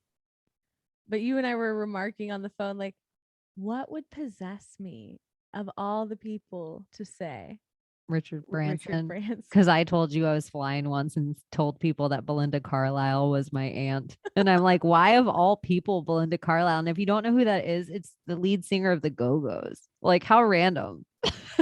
But I felt like if I picked it far, it would seem more If it was real. like obscure enough, it wouldn't be Yeah, questionable. it's more real that way. When you know too big of a celebrity, it's weird. Like when you It's drop too big of a name, everyone's like, what? generally like when you lie, you put a little bit of detail to it. because the more detail, then the unlikely it is it's all made up in theory. In theory, would that be what you would tell me if you were my counsel? Or do they teach you that in some way of like if you were like had me on stand that you Oh, would be yeah, we like, would this bitch said a little practice. extra lie? Or if you were like countering me, like if you were Well, if like, I was cross-examining yeah. you, my goal would be to make you cry. So if I gave you too much detail on something already, you'd be like, I'm going here. This is the tunnel I'm going down because that is way too much detail. Generally, I don't ask a question that I don't already know the answer to. But then when you give me a little more and a little more, and then I can like twist it back on you, that's a good time. When would if you had me in that situation, would you pretend you were my fake friend at first and talk to me in the My Uh, Maria voice? Or would you like raise an eyebrow and be like, oh, you girl, like not necessarily me, but anyone who would be on that stand that you'd be witness wise, okay, so like, do you come in like two full different ways. witch? Like in a deposition where we're just like sitting around in a conference room at somebody's office and there's a court reporter, stenographer taking down, you're still sworn under oath, but there's no judge, there's no jury. So it's just like you and I talking. So I try to establish like a rapport with you, and we do a lot of like background information about like name, age, where you grew up, where you went to school, like education level, and then I'll have like lead you into something. Whereas if you were on the stand, like I'm spicy with you from the get go. And so, like the arched eyebrow thing you were doing before, I would Have be you like ever had a trying dude to on the paint you stand that you into were it. like, he's hot? Like where Mm, you're, or you don't even think that way. You are on. Like that's your most amount of I on think stage. that sometimes, like when I look at, like sometimes I might have to sit in court for an hour before it's my turn. So, like if I see, like one guy I saw once, he was hot, and I figured out what his name was, and then I was like looking at his Facebook profile while he was testifying. See, that's that stuff. We're a little detective. Oh yeah, give me 5 minutes. I can find anything out on anybody. I can give you like, Little tell me a detective. name in like 15 minutes, and I'll come back and I'll be like, I think they're dating this person. I think they're doing this, and give you a whole synopsis. Like a handler where we're like, oh, those people, they're two FBI agents. That's obviously who those people are. I make my straight guy friends like some people are just like automatic cock blocks. Well, if I go with my straight guy friends anywhere, I make them look automatic undercover or automatic where people tilt their head because most of my guy friends, none of them look or carry themselves in a way, and most of them just don't dress nice enough to be a homosexual man. But it makes people tilt their head. And the first question is, that guy homosexual? And then they're like, no, he's an undercover cop. So I just make dudes look like undercover cops all the time. I'm about to say, I wish I had some friends. I don't have anybody to dress up. Well, because you go out of town on your weekends. You're I out of know, towns that's too true. much on your weekends to invest in actual friends in Nashville. Like you have speckled people, but you're always all over. But honestly, I kind of like, I the more I spend time with other people, the more I like it all by myself. I'm going to remind you of this. Not with you, not with a man. Yeah, just in general. Yeah. Like just be like, because you want to do it at your everything at your own time. Yes. Everything at my own time. I want an Oompa Loompa and I want it now. I'm Veruca. Yeah, you're feeling Veruca salt. Feeling very Veruca salt right Salty. now. I feel like that's the first thing I said to you this morning on the phone is, Yeah. oh, are you salty? No, might have told you I was salty. I think you told me you were salty. No, I saw a tweet that I did in April that was talking about how I'm disassociating from any possible outcome. I should not be putting out what I want to happen. I'm going to tell the universe, like, show me how good it can get. So That's what I started doing at the beginning of April, and I need to get back to that. Oh yeah, you did stop doing that because you were like, "Oh, this is great. I'm good. Thank Yeah, you." because Ray came along and it was great, and I thought it was as good as it can get, and here we are. Um, so I got to get back to that. I got to disassociate from what I think I want to occur.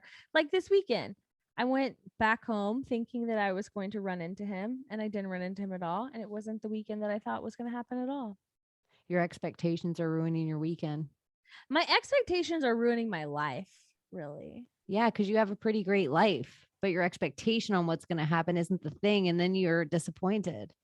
I know. I really got like, but that's the bad. Like, part of me is completely disassociated of reality in all the Mm-hmm. bad ways.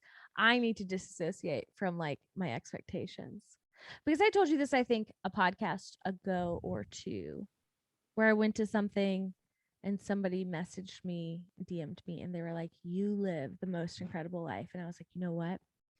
I fucking do." And like, I need to be more appreciative and cognizant of that. Yeah, it's pretty great. You're just harassing Larrys in airports and then like texting them and then falling asleep on planes Telling people on your way to like British Columbia or seeing a concert in Red Rocks or and it is still kind of cool that you were like, look at this volcano on this TikTok. And then a few weeks later, I want to go to a volcano. And then a few I'm gonna months go see later, that I volcano. bought tickets to Guatemala. Like, so, you know, I'm just a little insane. It's okay. I But I think hate it's this in all the saying best ways. everybody wants their cake and to eat it too. No, I want my cake and I want to fucking sit on it. I want my cake and to shove it in my pockets. I want my cake and to just throw it into the trees. Of course, I want to eat it, you fools. Of Like, that's the course. whole point of a cake. Like, That's why would the I want a cake that I point. just want to hold? I want to The be the whole girl with all saying the doesn't really make cake. sense? Yeah. So it's just it, but that's the whole thing too. It's like that grass is always greener. Right. It does seem like, but I think life is monotonous for everybody right now. I think everybody's on a weird hamster wheel where it's like, it's not because we're waiting for stuff to happen. It's because if something doesn't happen, there's not even anything to fight for. What are you going to go and pick it at your local gas pump? What are you going to go be mad at your grocery store because you What are you can't gonna afford your do? Go milk? like run for fucking office and think that it means something? Well, you can, but look how long that would take. You have this 2 years. Like you have Oh, this but one of I'm your the one saying local. that like it doesn't mean anything at the end of it. Oh, yeah, I think your local, some of it matters. I think that Like might be where they creep in. That's where the rats creep in the them most. rats. Yeah. So I don't know, but it's just everybody's slowly getting it what it was it was it Klaus Schwab or was it somebody else that said like you'll own nothing and you'll be happy. I So feel I like think it started at Schwab and multiple people have perhaps said it now, but yes. I don't know. The bad part, I don't know that it's necessarily a bad part of me. A selfish part of me hopes the market collapses so I can buy something really cheap at foreclosure. Hey, PP. well there's more than enough houses and there is people. There's more than enough. Like there isn't a scarcity of anything. Like you pick in an item and I can show you them throwing that item away. You pick an item and I'll show you them lighting that plant on fire or killing those cows. Like you pick the item and they're making it scarce so they can grow it in a lab and we'll accept it. So that's why whether it's fake flavors or fake colors or fake meat, that we're like, yay, thank you. Oh my gosh. And that's why I don't think their plan's working. We were supposed to be at this place that we were when King Charles became the president, like, or the king, we were going to be like, oh my God, he's environmental. And Biden, they're going to save us I because didn't he's know the he was environmental. environmental. You literally taught that to me today. Oh, yeah. It's like he's like the Al Gore of Europe. And so it's like, these kind of I think we were supposed to be sitting in our house watching a movie of the global warming reel again because we were supposed to have so many viruses and so many vaccines that we were all going to slowly be dying and getting more vaccines because of or more viruses because of the vaccines and more vaccines because of the virus. We were going to be on the spin of like make sure you're getting your flu shot. Aren't you glad your government's giving you free cold vaccines and whatever else? And it was just going to be this and we were going to be like, oh my gosh, look at these great people, the Build Back Better people, the Great Reset people, Justin Trudeau and Biden and King. Oh, finally, King Charles. This is fabulous. And the whole world was going to watch, but we weren't going to be allowed on the streets. like all these people lining the streets, they were supposed to be in their cells still. The elites were going to have their walk of this, the same way they were allowed to go to Biden's inauguration when you were all locked in your house and your kids couldn't go to school. It was all supposed to be that still, but everybody's just like, well, so that whole kind of like theory that you're proffering right now kind of goes to the idea of the Hillary and the Trump and the yellow cube and almost like the looking glass Barron Trump omnibus of it, in that supposedly a theory goes that like all timelines are accelerating towards like this like singular timeline, that we're all that like we're all going to the best possible timeline, and that they, whomever they may be, whatever bad faction that is, they keep trying to manipulate the timeline, whether that be with the yellow cube, whether that be with Project Looking Glass, whether that be with time travel or Stargate or whatever, that they keep attempting to go back and manipulate things. And perhaps that's why we have the Mandela effect. But that whatever they do, we still end in this great awakening for all of us, in that like the veil is lifted and it can't be that the way that it has been anymore.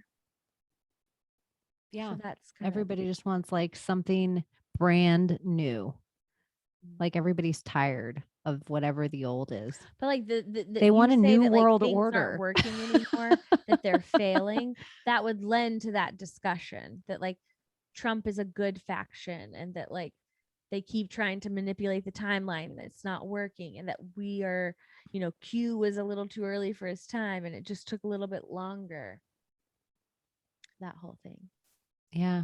Or it's just like the whole entire monarchy is going to fall and the republic is going to fall and everything's just going to fall. And it's just going to be these little places. And we're going to have to decide again, oh, this is what we like. Your state has this thing and this is, and okay. And this is what DC is. And this is what it means. Boundary line disputes. Yeah. I don't know.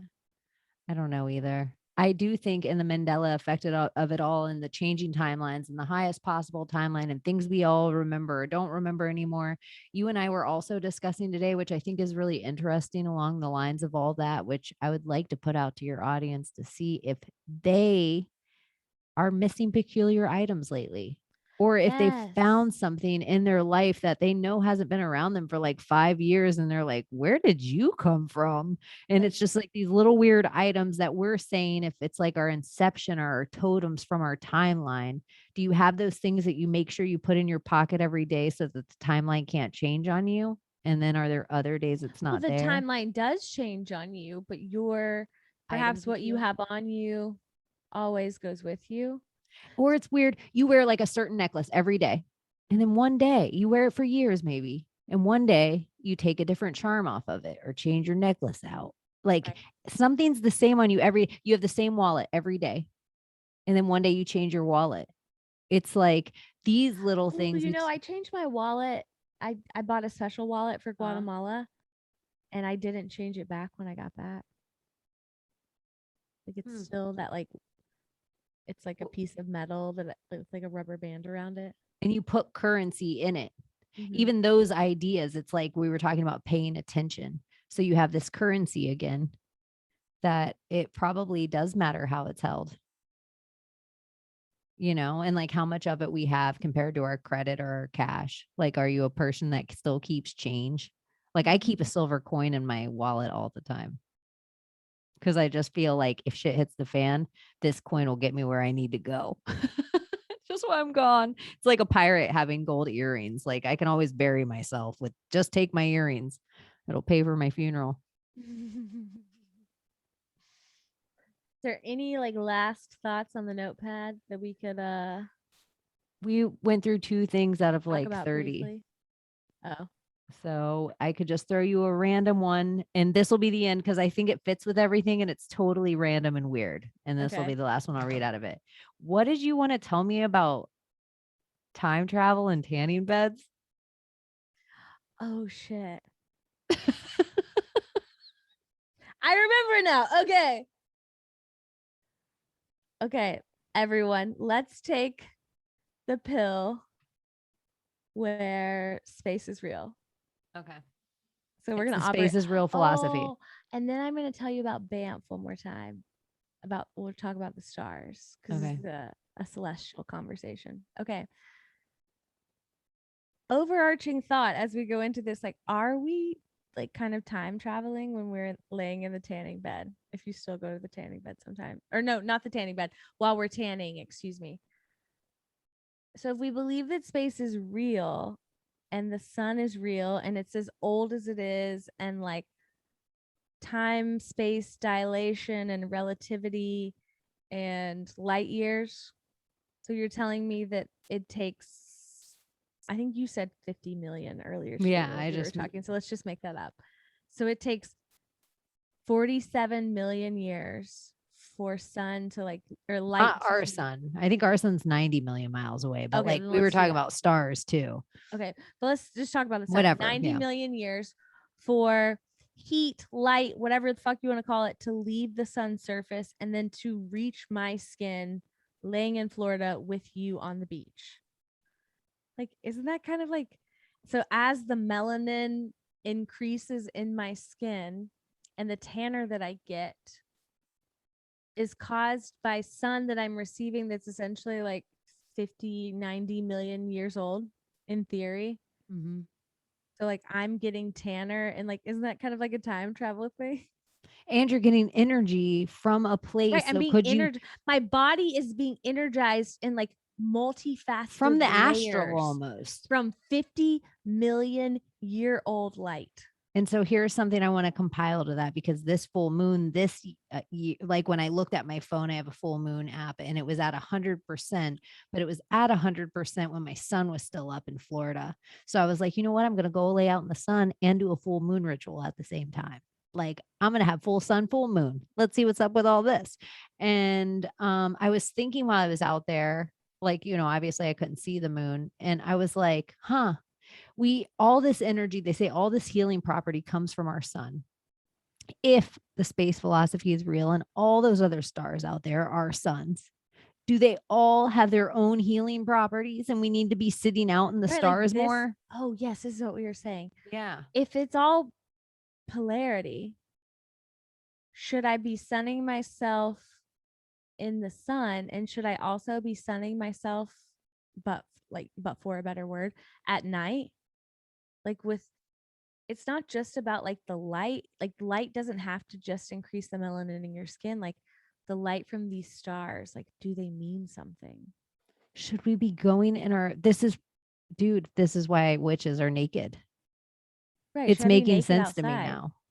Like at night and during the day? I know Is that it's why like, you should be on that 4 hour cycle that they say we really should be sleeping in like 4 hour blocks twice a the day? Tesla cycle. Mm-hmm. Tesla. Okay. Now, let's wrap this up Okay. with a little sweet travel story that I'll try to say briefly. But if we're still operating under this hypothetical that space is real and the stars are real, and I can't explain to you why they don't move or change positions at all, but I went to Banff in December of 2019 and we went on this ice walk. So it's the middle of the night and she tells us to turn our headlamps off. And I look up And at this the is in sun. Montana, right? No, this is Banff, British, or this is Banff, Alberta in Canada, which is just Oh, north so you've been of. there before. I thought this was okay. Okay. So yeah, this is Banff, which is just north of Montana. It's the Okay. same Rocky Mountain range, Okay. but I'm a little bit higher in Canada at the time. And we turn off our headlamps and we look up. And it was the most incredible thing I have ever seen in my life. It was glitter, a glitter of stars across the sky. And it was a life-changing moment for me. And I have been trying to chase that high and find that sky again ever since. So when I told this to you, you immediately resonated and said, I had that happen to me in Oregon it's twice in my life that I remember a sky like that. And one of them was in Oregon. And the whole entire day was like that sky. And we were also talking about stacking rocks. Well, but what I wanted you to Yeah. comment on though is how you said that like I have been in places my whole life where I should have seen this more, but I've only seen it on these like Oh, that you yeah, because I've been expand on in that for me. yeah, I've been in not populated places. I've been in not big cities. I've been in the middle of nowhere. And just twice in my life, once in the middle, actually like somewhere in the middle of nowhere, Wisconsin, around like winter time, I saw it looked like somebody took a toothbrush and just flicked it across the entire sky. Like it was the most amount of stars I'd ever seen. And then in Oregon, it was like on the other side of a mountain range, but it was like I could see the whole entire Milky Way split, like the whole real, like how it's like, oh my gosh, I didn't know that was real. I didn't know you could really see that. I always just thought that was a background they use in movies in the desert. Um, but only twice in my life, and I've been in places like the desert, like all over the country, all over the You've world. been in places with low light pollution Yeah, where you should have seen what you and I are talking about on a more regular basis, right? yeah. So we're also when I'm thinking about these, the first one in my life, how much younger I was, and then the second one, was like a decade ago. I'm like, are Like they then why? covering, like, Yeah. are they covering us in so much more than we think? That now you can only see the big bright stars. And so I keep going to places like I went that next year I went to Cody, Wyoming for Christmas thinking this is going to be I was at the near the western entrance, or excuse me, the eastern entrance to Yellowstone, and I thought like of all the places like this should be it. There's nobody out here. I should see everything. And I saw nothing like it.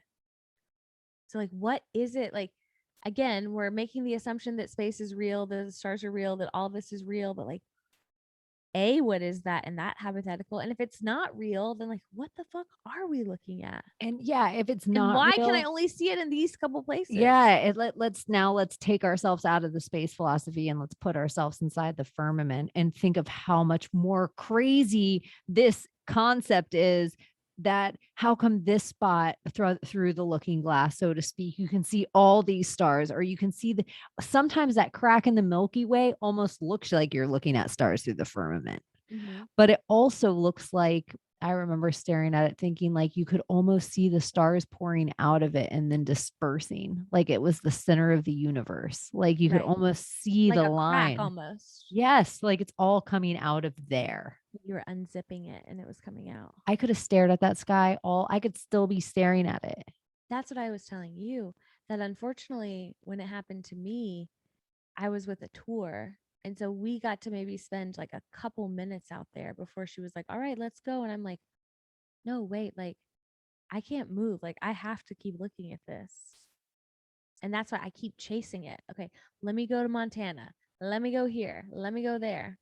So even with your mom of recent, you're like, okay, I'll go to Canada with you. Back in your head, you're like, maybe I'll see stars like that. That's it. That's what I'm looking for. I'm gonna see him by myself. I'm not going with her anymore. What about if it has to do with the celebrities? Like, what about if the more we stargaze at them, we lose our stars? That's interesting. But that goes with the whole that would go hand in hand, I think, with the we only perceive 5% of the light that exists, and then the more that you wake up the more light that you can perceive. So if you go into like a 3D npc type of thinking where you're obsessed with celebrities, then perhaps that limits the stars you can Or see. another crazy idea, the whole tales that come from the stars in general. What if we're getting to this place in time where those brighter stars are sticking out that the story is being told? Where if it was littered with stars, you can't even see, you can't tell the difference between any of them. Right.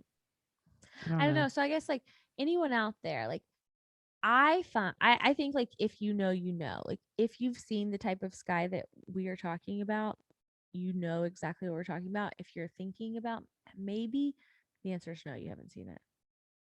So like It's tell it's me a sky orgasm. It's skygasm. like, it's a skygasm. Yeah, you know it if you had it. Like there isn't a If question you about know, it. you know. So if you've experienced that, like tell us what you think. What is it? What is it in hypothetical one? What is it in hypothetical two? What is it? I don't know. I just don't know, but I want to fucking see it again. Yeah, So bad. we will. We shall.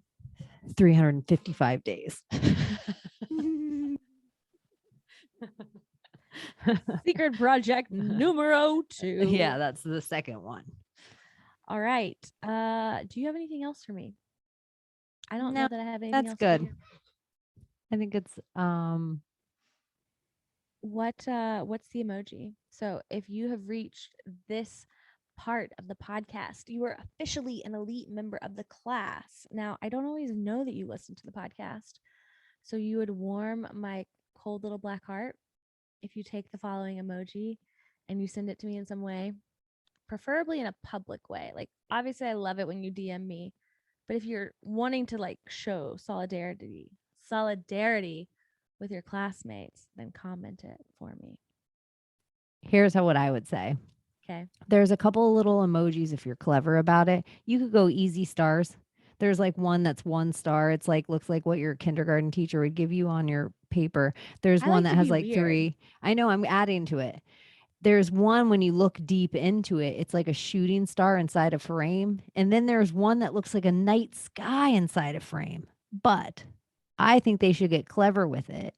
And they should add trees and maybe a tent and a What? fire. No, this is not how this. You know how this game works. This is I not how this know, game works. but you know what? Your audience has been so like anytime, no matter any of these, they'll, even if we're going through them, they'll list all of them to me. I know. You They're you cute. guys have Chaney's normally like a little saucy to her audience, and you guys are just like warming her.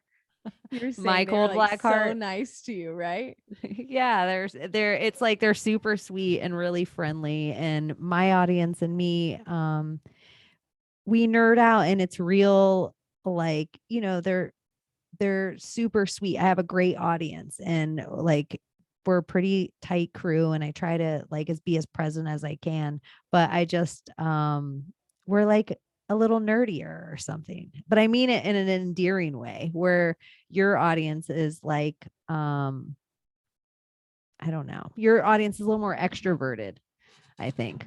My audience is introverted, so it takes them a long time to talk to me. We have like we have study hall for 6 months together about a few topics before like, we open up a rapport. But your audience is really friendly. All right, what do I want it to Yeah, be? what do you want it to be? I was gonna say the floppy disk. I feel like you've done that before. Yeah, I feel like I've done that before as well. Have you ever done the Sorry. 777 slot machine? Yeah, let's do that. I've been using that a little bit recently. I've been feeling it. I've been sending it to people. So I would like you to slot machine my ass, please. And if you don't know, 777. if you do a slot machine in Telegram, you will change your life.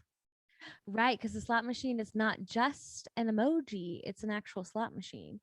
And it will It'll like roll and you it'll can win. play. Yeah.